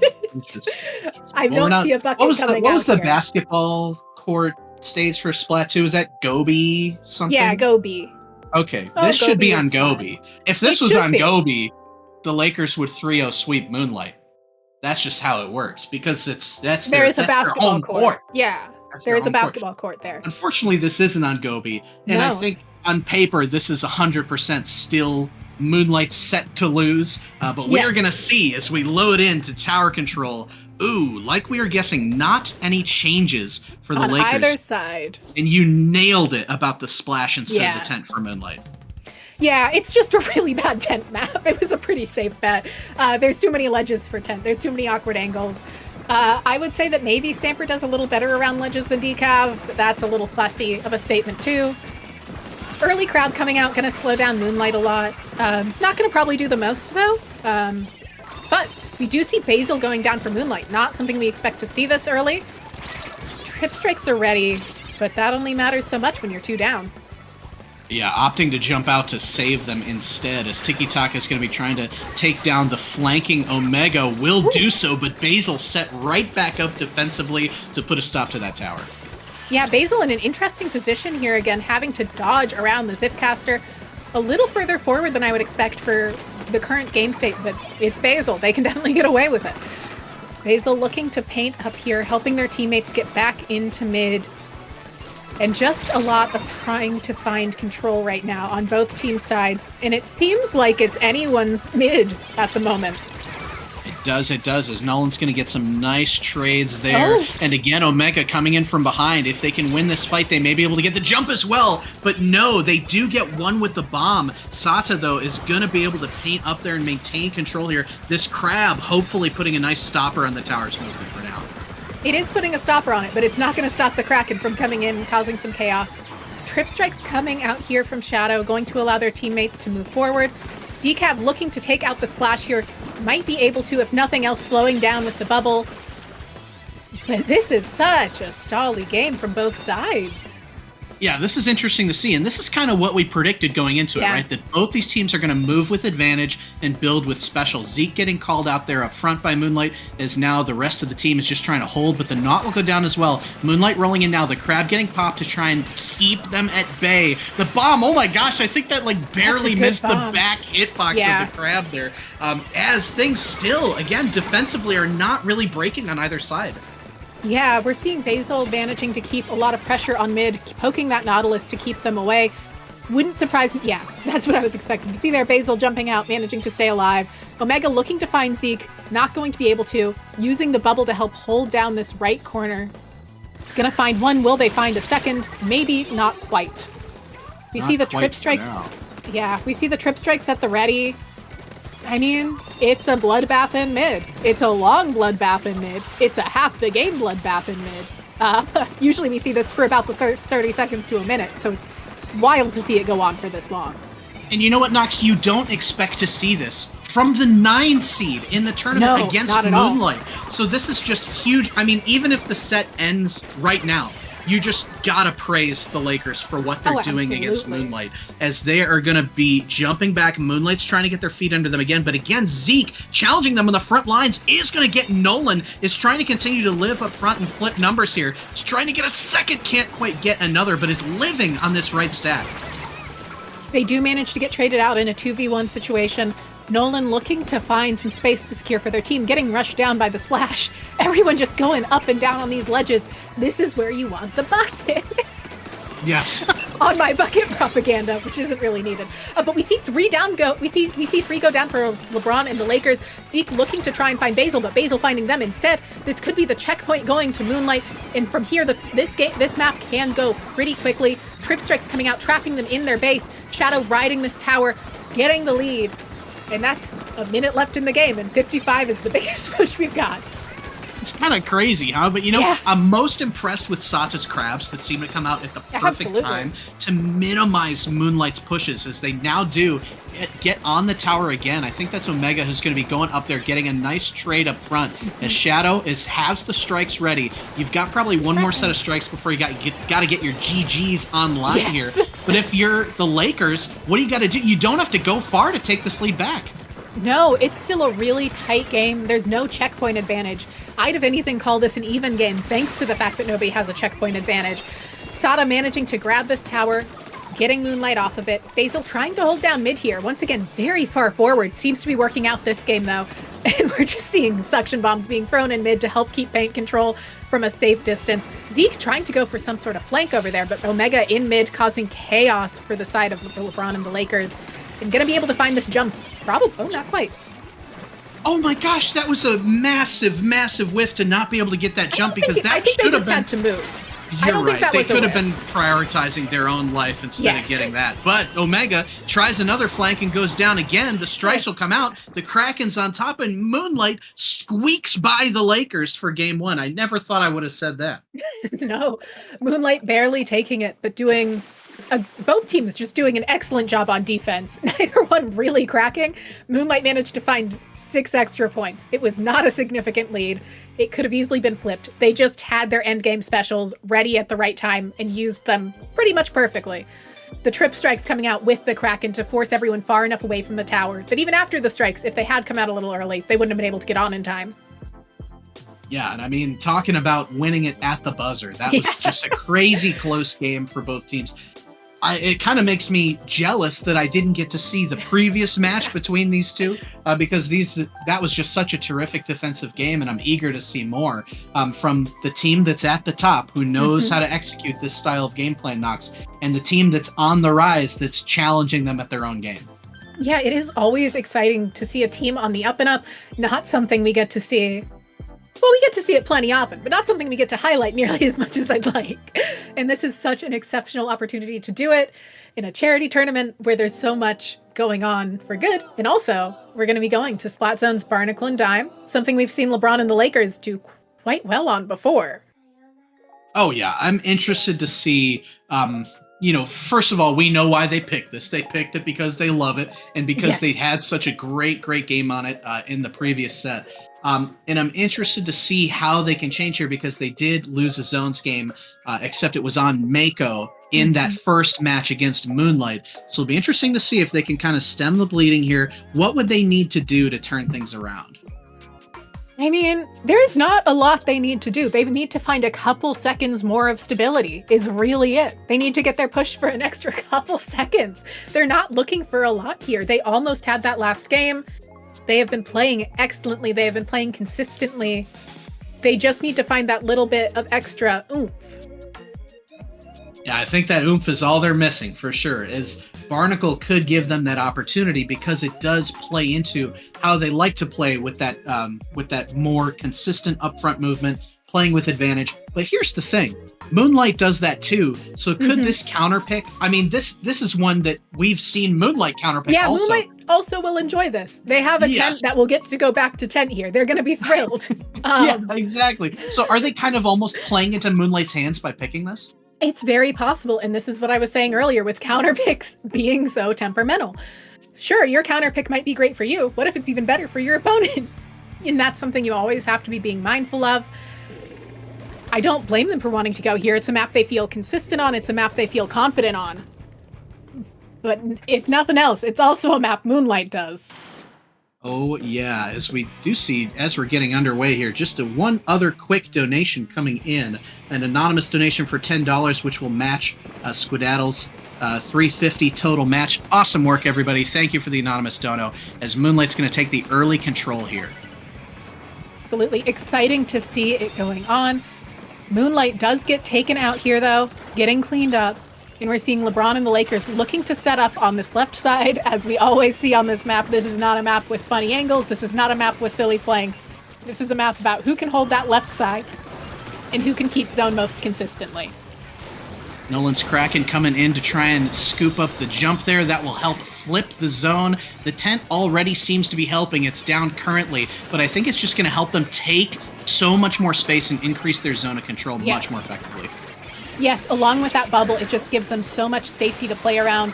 The Nautilus does use their splashdown to get rid of it, but the decab was able to jump out in time, and Omega's still back here, causing chaos, looking to take out this crab, going to be able to, finding the pencil potentially, not quite, but still a great push going on here from Moonlight, with Nolan and Shadow still being there to cause chaos with a lot to back up. Nolan and Shadow will both get collapsed upon. They kind of got split apart from each other by the knot, as now Zeke's rolling in from the left-hand side. That looks like a zone flip as Omega will go down. The members of Moonlight are a bit staggered here. Now it's up to them to try and get back a little quickly here. We already see Nolan and Shadow set back up, but a Zipcaster from Zeke is going to force a Nolan jump out. The crab from Sata, ever present, is going to be able to get another, and now Moonlight is on the back foot yet again. Yeah, Moonlight definitely looking to try and break back in here to not lose lead. Nolan pestering with the Kraken, able to find one, trying to push back Epic even more on that pencil. And that is the zone going back to Moonlight. They're holding on to lead, forcing a jump out from the pencil. Nolan holding alone against that splash.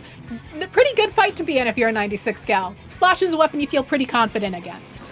Oh yeah, if you can get that range online. But Sata is able to scamper away, has the crab ready, which has been doing so much work here. Let's see if their team can capitalize this. Nolan will go down, chipped by the crab. Now rushing into zone are the Lakers, who are able to get that flip. No further scoring for Moonlight past the penalty, forcing a jump out as well. This next fight is going to be big, as Sata's going to crash in on the snipe. Zeke will pair that with a Zipcaster. 3 down for Moonlight, and this could be a lead flip if they can get one more fight win.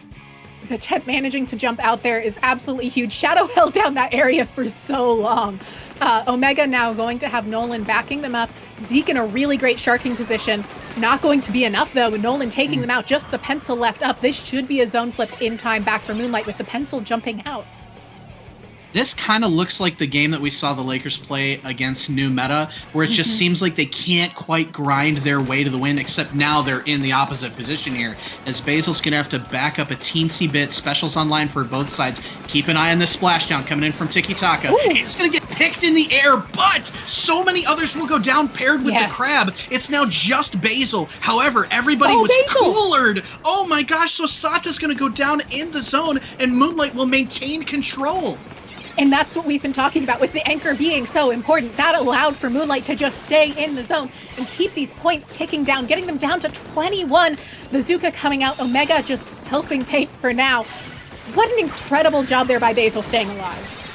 Here comes the two specials to flip. The splashdown in the crab from Sata. Looking for more picks on Moonlight as Shadow's hiding up on the snipe there. The tent is trying to create some more ink here as the Lakers will maintain this zone. They don't have to go too far, but they've got to win again. Not able to get the pick is either pencil. The Kraken coming in here to stop a push coming in from Snipe. And that'll be Moonlight getting the zone back again. Going up 3. Just Sata is left. Sata having to jump out there. Gonna be looking to get a crab online, I assume, but there are 2 specials at the ready, one of which shuts down crab quite well. Sata has the crab ready. They're gonna be trying to get their teammates in with it. They find the 96 gal, so there's no Kraken to come out. Shadow going to Zuka to take out the crab. What an incredible job here by Moonlight, just defending this zone, keeping it so aggressively. Shadow just going for the pencil for fun at that point. Wow. Holy smokes, Moonlight is awake. They have come online here. They are up 2-0 in losers finals, 1 win away from a rematch in grands. And Nox, it seems like the issues that we saw them kind of like cropping up in that match against Harshi, they may be going away. They might be, but this is a very different comp to play into. These are very different players to play into. The things they were struggling against with Harshi are so different than what's going on with LeBron and the Lakers. Essentially with LeBron and the Lakers, they are playing into themselves. They are playing into the same comp. They are playing into the same speed. And this is the speed Moonlight's played at for a long time now. They know it so well. It's not impossible for LeBron and the Lakers to take a game or two, but it is an uphill battle to play against the comp that the other team knows better. It's why we saw Starburst's dominance so excessively at the start of this game, because they pioneered that comp. So it'll be interesting to see what LeBron and the Lakers think they can do to shut down Moonlight's comp without shutting down their own. Very true, very true. And like we were saying, counterpicks here can play into the opposing team's hands. So I'm curious to see what the Lakers will go for this elimination game for them. But you've got to think it's never over till it's over. Both these games, Nox, have been so close. They have. I will say by the end of that game, Moonlight looked quite dominant. They found their footing. They found their hold. And Splatoon is all about finding that one good hold. There isn't a lot more to it. It is very... I mean, there's obviously a lot more to it. But to make it simple, it's all about finding your one good hold. And LeBron and the Lakers seem to think they can do it on Umami Ruins, one of the few double map zones in Splatoon 3. Yeah, what are your thoughts on them sticking with zones here? Now, that was a close game, but I'm also curious, if you're going up against a team like Moonlight, I don't know, maybe this isn't the prevailing opinion, but I'm almost think you'd want to try and cheese a game with Rainmaker or something, instead of going back to zones where you do already have an L. I don't completely disagree, but I don't think LeBron and the Lakers have the kind of comp that wants to cheese Rainmaker, is the struggle there. They don't have that fast... New Meta has that comp, quite frankly. But LeBron and the Lakers do not have that comp.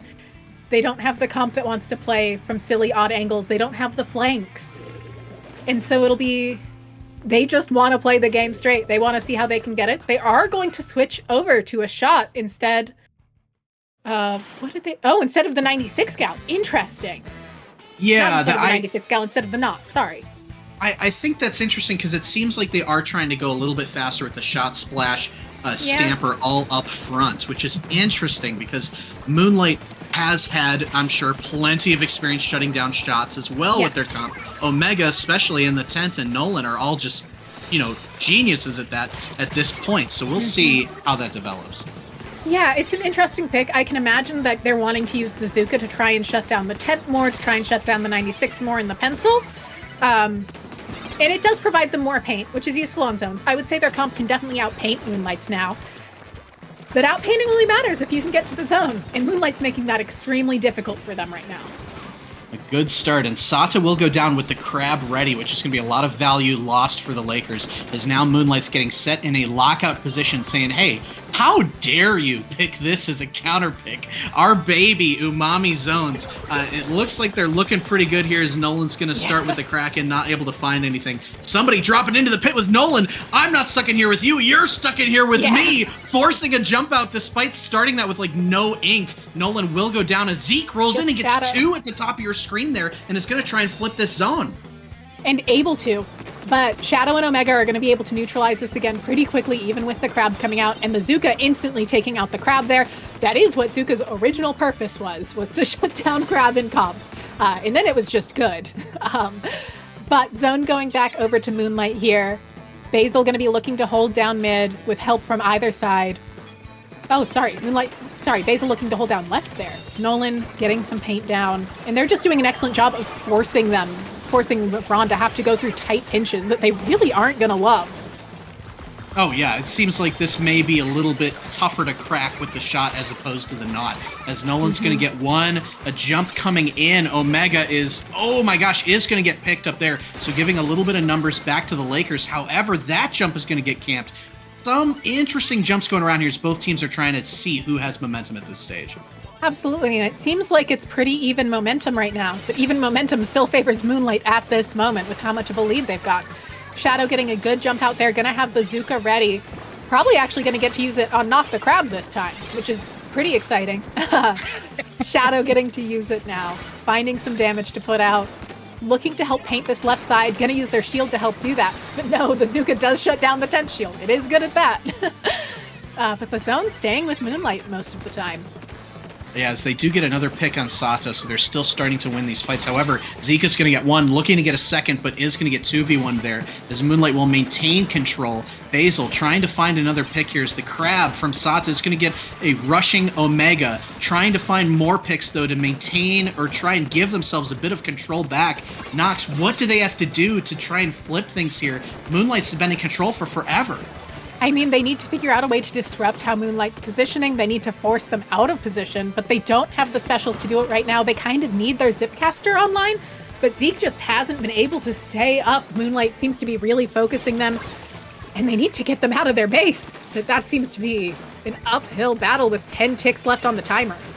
Ticking towards oblivion. It looks as though Moonlight is going to cruise their way to grand finals. A rematch with Harshi Has a Big Heart is upcoming as Moonlight gets the 3-0 sweep over LeBron and the Lakers. But before we focus too much on grands, let's give a big round of applause to the Lakers. The 9 seed dispatched many, many great teams and held their own against Moonlight. They'll finish in 3rd place in this event. Really incredible job throughout this tournament by LeBron and the Lakers. We got to see them have some extremely dominant games. I can definitely see them, if they continue playing together, doing a lot of damage in future tournaments, and that's so exciting to get to see. Really incredible job by them, but Moonlight just has the experience to take the set. I just wanted to give a thank you to the Lakers, despite being a busy NBA team, for taking time out of your day to play some Splatoon 3 with us. The Lakers are going to be flying to Portland for their next NBA game tomorrow, so they've got a busy schedule. In addition, speaking of busy schedules, Moonlight's trying to win this charity tournament. Yes. But they have a Ludi set that's starting like now. Is that right? I'd believe it. That's Ludi season for you. You got to try and do it all. So I imagine Moonlight wants to find this first set win very quickly, and then get the reverse, then get the next one even faster. So their Ludi opponent doesn't get too mad at them.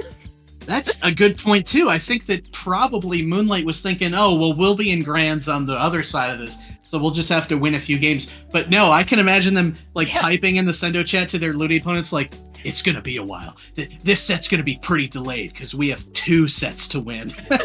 So we'll see if they can do it. But, I mean, Harshi's going to have something to say about that, Nox. Harshi absolutely will. There is a world where this is just 1 set and not 2. Harshi plays at a very fast pace.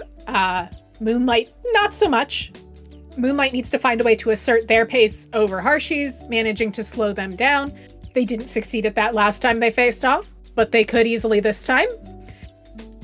And we're going to be starting off on Clamblitz Scorch Gorge, which will be interesting. I don't think that overly favors either team. I think it's very fair for these two teams. I'm very intrigued to see what they do.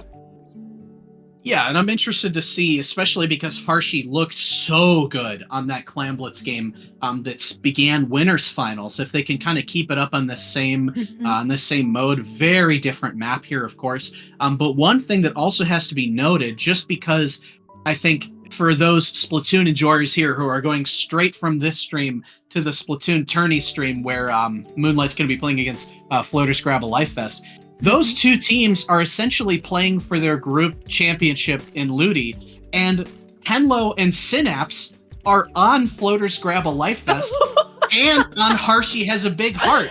Okay. So not only are these teams about to play for the championship of this charity tournament, they're then going to go straight into playing to try and be one of the top seeds in Div X playoffs. This is a great afternoon to tune in for Splatoon, Docs. Yeah, so I guess Moonlight's opponents aren't really waiting on them. They're waiting on their own teammates. That's true. It's really just the other two members of Floaters who are like tapping their feet like, come on, guys. You guys said you would be done already. I got places to be. That is pretty hilarious. It is. They're in for a long night of Splatoon because Ludi sets are best of 9. Oh. They really are in for a long night. We are going to get grands ready for you. We're going to take a very brief break. I'm talking like in the seconds, but we will be right back. Don't go anywhere.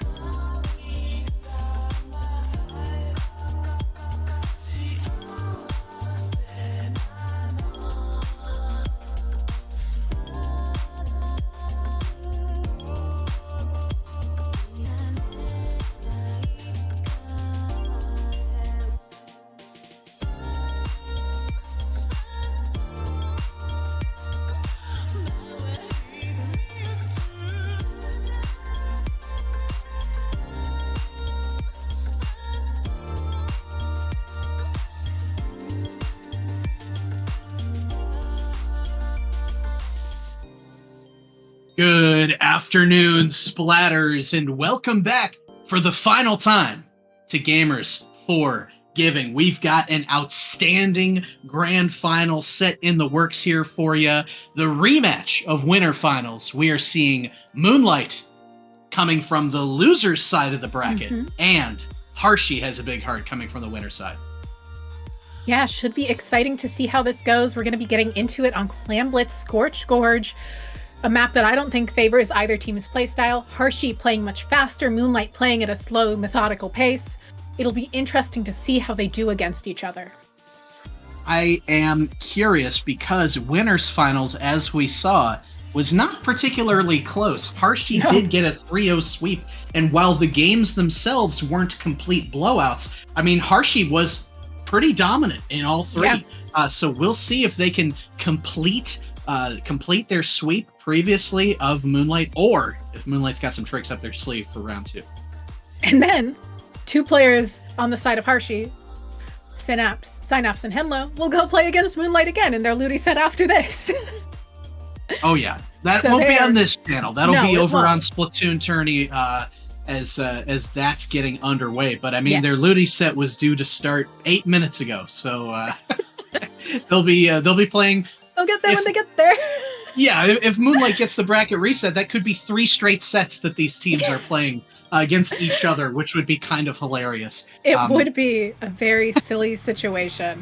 But we are going to get into it here with Harshi probably just wanting to get this over with so that they can go get their Ludi set over with. Pencil coming out here, Carbon coming out on the side of Moonlight. That's different. Yeah, we did not see that before. We haven't seen that yet today. An interesting pick by Omega. Do you think that that's the right move on Scorch as opposed to the usual decav?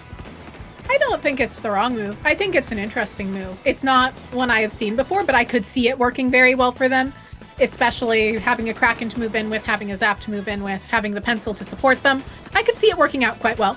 It isn't quite yet, but it could be a great way to try and deal with the Viper and Brush, because those are also so fast moving. I think especially interesting is that double cooler with the Zap and the Pencil. That could help the Carbon to just have more chances to live. But on the other hand, if you're a Carbon, isn't that going to reveal where you are sometimes? So I'm interested in this comp. As the Brush says, stop talking about the comp, talk about me. I just scored 20 points. As Harshi is going to draw first blood here again on Clamblitz, which Nox is what we saw last time these two teams played too.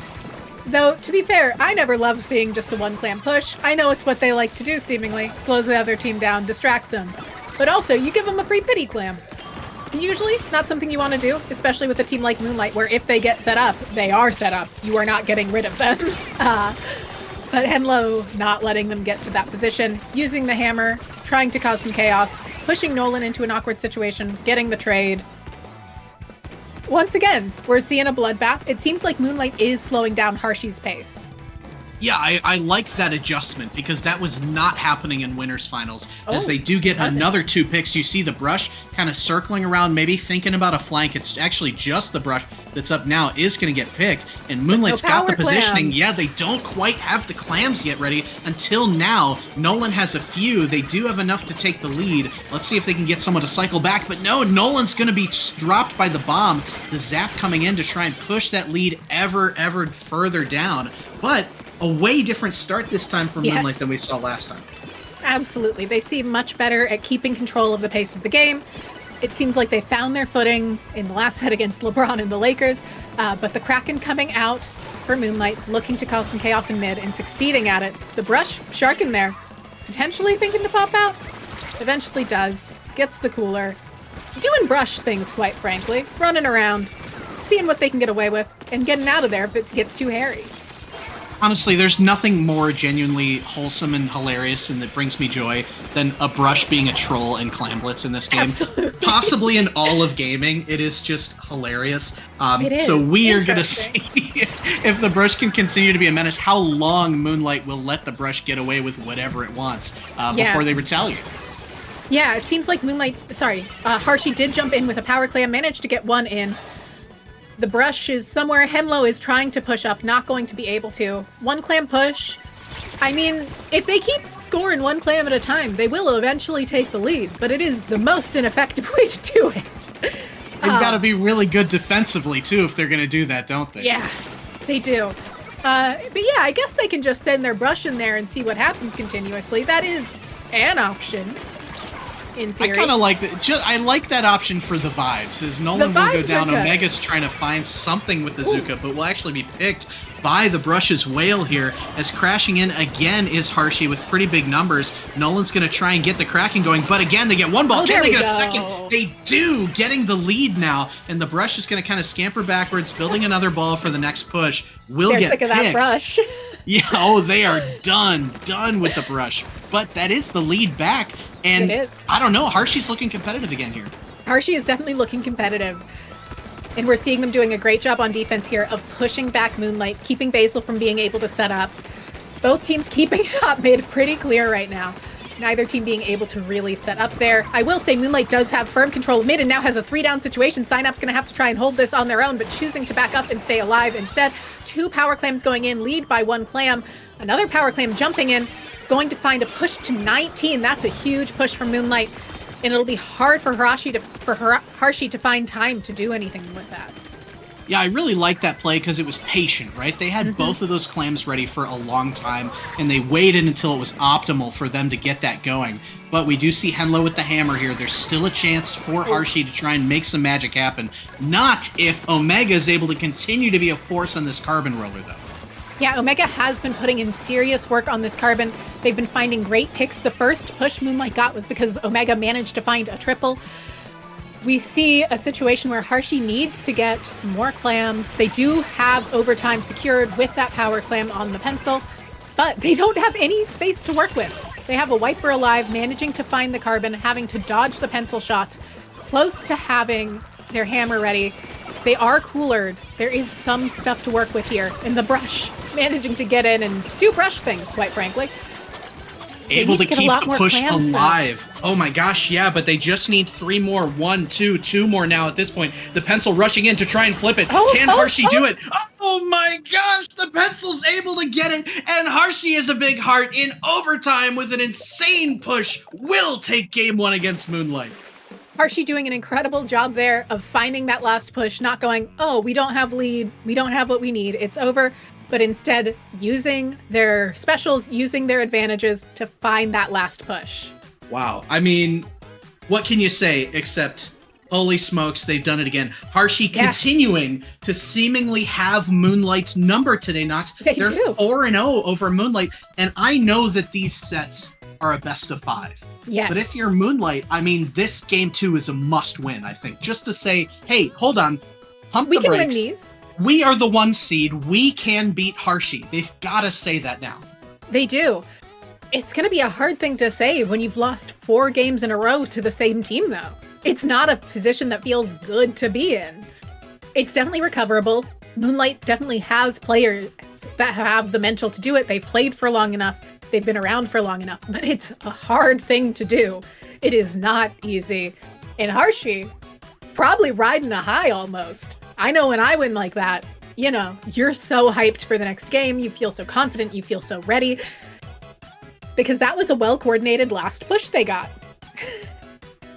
Oh my gosh, yeah. And it showed that clutch factor that's still present despite that gap between now and winners finals. And now we do see from Moonlight, previously they had counterpicked Zone's Barnacle against Harshi, and now they're going with Zone's Umami, which, I mean, Nox, that last game against the Lakers, that was really strong from Moonlight. So I'm curious to see if they can flip the momentum here. I mean, this is definitely a map where they could. They have a really great comp for this map. The tent thrives here. The tent loves it here. Pencil does great here. 96 Cal does great here. The Kraken is so good for forcing entrances and openings. It's definitely a good situation to be in for Moonlight with his counter pick. The hard part is, even if they win on their counter picks, they also have to take one of Harshi's. And then they have to go win another set after that. So it's just it's a long way to go for Moonlight, but you gotta take it a game at a time. And they are looking for something here. Omega sticking on that carbon. I didn't expect that. And we're also seeing a switch from Basil to heavy edit, which I like. I like to see it. It definitely allows for a faster style of play. Might throw Harshi off. And no major comp changes from Harshi, which not a shock to see. Hey, if it ain't broke, don't fix it, as we are going to see the Brush getting an early trade yet again, as Nolan's trying to work the top here. Now, when they counterpicked Barnacle last time, we said that they're trying to shut down the flank routes for the Brush. This map, you can get a little bit funkier with the left and right sides. I still think it largely accomplishes the same goal, though. I agree. I think it does help limit flank routes. I think it's also just a map that their weapons do particularly well on. It's a very stable map if you get your hold. Both Krakens coming out, just pestering each other. Nolan does go down, though. Synapse managing to win that fight. And we're seeing the Viper really going in to cause some chaos, but getting shut down. Yeah, Harshi just continuing to get pick after pick after pick, and now it's just Basil over here, kind of mirroring that Barnacle game. Basil does jump out this time, though, and it's not going to get picked. So Moonlight's got one more shot here as that zone is ticking down to oblivion for game 2. As Harshi's trying to hold things down, got the juice going out. Omega's trying to make some noise up at the front, paired with Shadow, who's going to drop into that left side, traded out on both sides, but Moonlight is going to lose the numbers there. And oh my gosh, picking Nolan. God. That is going to be game 2, and Harshi has a big heart, is one win away from going 6-0 against Moonlight and taking this tournament. They are so close to taking this. Absolutely incredible. Also, want to shout out a donation here. $50 from Pixel Hearts. Thank you so much. Oh, let's go. Nice. Thank you, Pixel Hearts. That'll put us at, what is it? We're almost at 1.1K. So we are getting up there. We're almost at our goal. Hey, folks, there may only be one game left in this tournament. So if you've been thinking about donating, yeah, you got to get them in now because we're about to be done. And just to remind, we very well could be. So just to sell it one more time, all right? Gamers Outreach, they're a nonprofit organization restoring a sense of joy and normalcy in the lives of hospitalized kids. Each year, millions of children and their families receive medical care inside hospitals. For many, hey, we don't like hospitals, right? The process is going to be scary and isolating. During this hospitalization, these kids losing access to friends, school, these moments that are typically defining their childhood. Gamers Outreach believes the world is better when kids can play, and gamers have the power to help. So they will donate equipment and software to hospitals. Every dollar that you send us is going towards, hey, maybe a brand new Nintendo Switch 2 at your local hospital. Who even knows? So get those donos in if you want, because this tournament could be over very soon. Yeah, it definitely could be. Harshi has been playing really well. Seems like they were just waking up again on Clan Blitz Scorch Gorge, but now are alive and ready to go. Excited to take this. Seed 2 versus Seed 1, although in a different order than we usually expect to see in Grand Finals. Yeah, we didn't expect this, right? Nobody did, but any given day, as they say, and the players on Harshi as a big heart are obviously extremely talented. I mean, Synapse, Harshi, Henlo, and the Brush player, they're just all so talented. They've been showing it today, and sometimes, like we were saying in the previous set, it's whoever can get those 2v1s, whoever's got that team play online, that is going to win out over skill every day of the week. Absolutely, and Harshi has had that online today. Usually that is something I would expect Moonlight to have over them, quite frankly, because Harshi is a pickup. Moonlight is a set team that's been around for quite a while now. I believe since around the start of Splatoon 3 at this point. Wow, they've been here now. But they are typically a team that I see great team play from, and it seems like something about how Harshi plays has managed to disrupt their normal gameplay.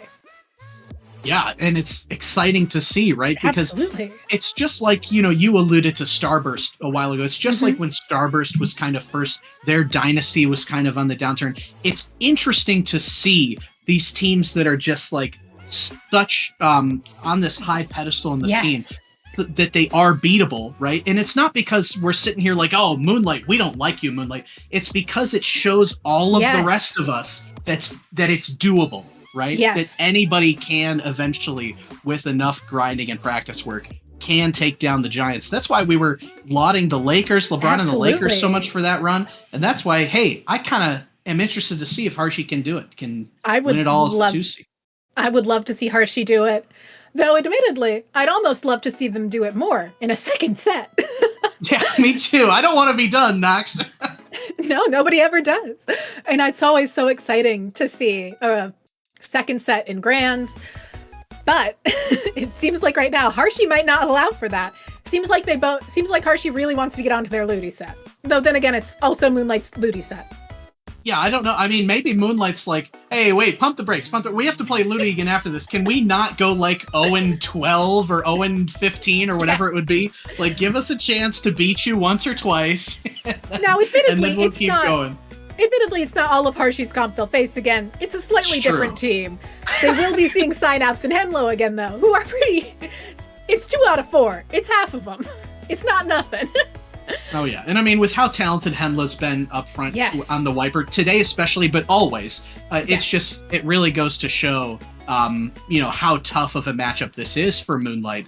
That, you're the 1 seed you expect to win, but Harshi winning is not like this is some completely out of left field result. This could be an expected result for sure. Yes. The sweep, I wouldn't necessarily predict. But, no, I would expect it to be closer.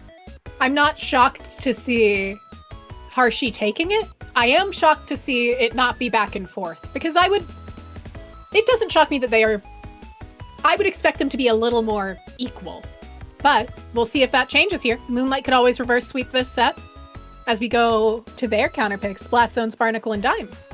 Yeah, it's interesting, right? Because they tried this once before in winners finals against Harshi, and it didn't work. It was also an L for them. So we will see now if the elimination game of the tournament for them, if they're able to find some different approach here on Barnacle that did not work last time. Do you think Omega sticks with the Carbon, or do we see some comp changes from Moonlight here? I mean, I could see the Carbon staying here. There's a lot of ledges to play around. There's a lot of tight corners. There's a lot of spaces that people want to drop into. That is Carbon territory. There's also a lot of open areas where a tent shield can do a lot. So it's also good tent territory. So it could definitely be either way. It seems like the Carbon worked out decently well for them in that first Clan Blitz game. They did almost take that. They just needed a little bit better defense at the end to hold it out. So it just depends. Are they confident that they can take it with the Carbon? I wouldn't be shocked to see either way. I would like to see the tent come out probably. I think it's a little more stabilizing. Oh, but we're getting a Nolan Classic. Oh my gosh, this is a blast from the past here. Is we still don't see the tent, we see the splash, we see the double crab, we see the Carbon. I mean, they are trying everything just to get a win against Harshi. Nox, do you think this is gonna get it for them, or are they doomed? I mean, it could. It's a good crab map. They have a lot of range. They have a lot of safety because of it. And Omega allows them to have really strong offense even with all that safety. We're seeing a crab out. We're close to a Tacticooler. We see one go down. I worry about them getting back in with this comp if they don't find picks early with the Carbon or the crabs.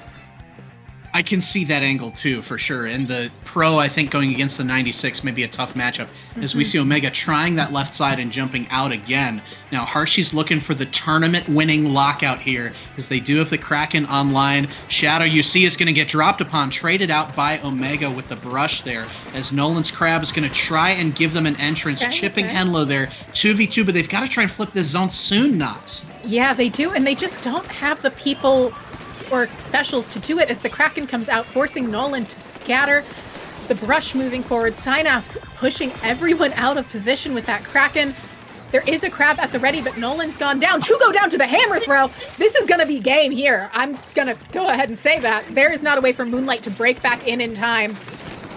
That was the tournament win. That hammer won the tournament from Henlo against Moonlight. 3, 2, 1, and that'll do it. As Henlo with the crazy hammer throw double, Harshi has a big heart with a dominant performance again against Moonlight after the comeback in Game 1. Games 2 and 3, Nox, they just put the foot on the gas, and they went 6-0 against the 1 seed. Yeah, they just needed a game to warm back up after having not played for a bit, I guess, because Harshi looked dominant there. There was not a moment where they needed to think or hesitate. They were moving together as a unit. They were finding every pick they needed, and the crabs just couldn't come out fast enough. That is part of why crab comps fell off the way they did. They are slower. They can't find those quick picks, and Harshi just showed that off. Impressive work. I'm picturing, like, you know that meme where it's like the honey, it's time for your whatever, with like the really tired guy, like the really tired Moonlight that's like 0-6 against Synapse and Henlo, and it's like, honey, it's time for your 9-game Ludi set. Oh. Oh my gosh, no, we've seen enough of these guys. But you know what? These teams, both of these teams are filled with players. Absolutely. If you're going to be playing at the top, you've got to have terrific mental, which both these players do. Like Moonlight could come back and 5-0 sweep their Ludi set, right? Absolutely. Because these guys just don't get bothered by losses. So, hey, if you still got time, head on over to that stream and go see that. That'll be starting 27 minutes ago. There might be a few minutes before it really gets going, because I'm sure the players need at least to grab a snack or something. No rest. They've been playing for what, 4.5 hours already? They've got a little bit more to go, right? Well, folks, what a terrific event it's been, and what a better way to spend a Saturday afternoon than to watch some Splatoon and to toss some dollars towards a healthy cause. This is your last chance to get those donations in here. And congratulations once again to Harshi Has a Big Heart. We're the champions of Gamers for Giving 2025. And, you know, I think I speak for all of us when I say that hopefully our great community in the future can continue to come together for the greater good, from the players to the production staff of both streams, and to all of you who have been supporting us today. So just wanted to give a big thank you to everybody. These events are so fun to do, and just glad to be a part of it. Absolutely. It was such an honor to get to do this. What an exciting tournament. And what a fun upset to get to see. And we saw so many great upsets throughout the day. Once again, huge congratulations to New Meta and Lebron and the Lakers. Just really incredible gameplay. Yeah, and I mean, you love to see those new teams kind of come up and represent, and not that they're new, but that they're new on the sense of like taking down some of these DivX monsters. Well, New Meta's been around doing that out of memory. But it's nice to see them back again. I haven't seen them for a minute. Yeah, then they were like, what, the 7th seed? They ranked that high for a reason. They outperformed their seed, so maybe they'll get a little bit higher seed next time around. But between now and next time on the Mike Knox, where can the good folks at chat find you? You can find me on Blue Sky, and you can find me on YouTube. I have a few player interviews going up there, and I have another one that I really need to make sure gets posted, hopefully today, because it's with one of the winners from today. Oh, player interviews. Tell us more about that. Well, the one I need to get posted is from Synapse. I did it, admittedly, a little too long ago, but it takes me a while to get them posted. But yeah, I do interviews with top players when I can find the time. And I post them on my YouTube channel, NoxRaven42. And I will also post when it's up on Blue Sky at NoxRaven42. And where can they find you? Yeah, that is exciting. That is awesome. So my name is SofaKing. Not doing any socials at the moment, but hey, trying to be on the mic as much as I can. You could find me here. You could find me over with Falco and Keon and Saf at Ludi Tonight, the Splatoon tourney streams. But either way, folks, thank you again so much for this great event and for tuning in. Last chance to get those dollars going. We're at 1071 and counting. But either way, we've been SofaKing and Nox, and we will see you next time.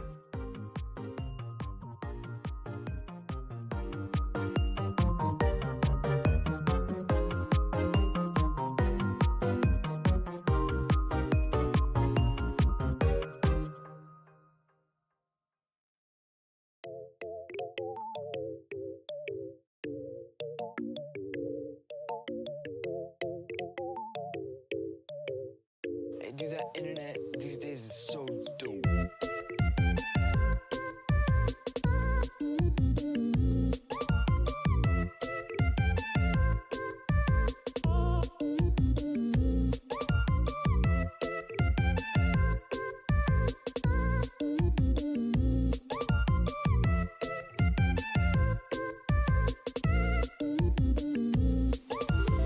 Hey man, what's up? Hey dude, that internet these days is so dope, man. School sucks, dude. You can just go on the stinging internet,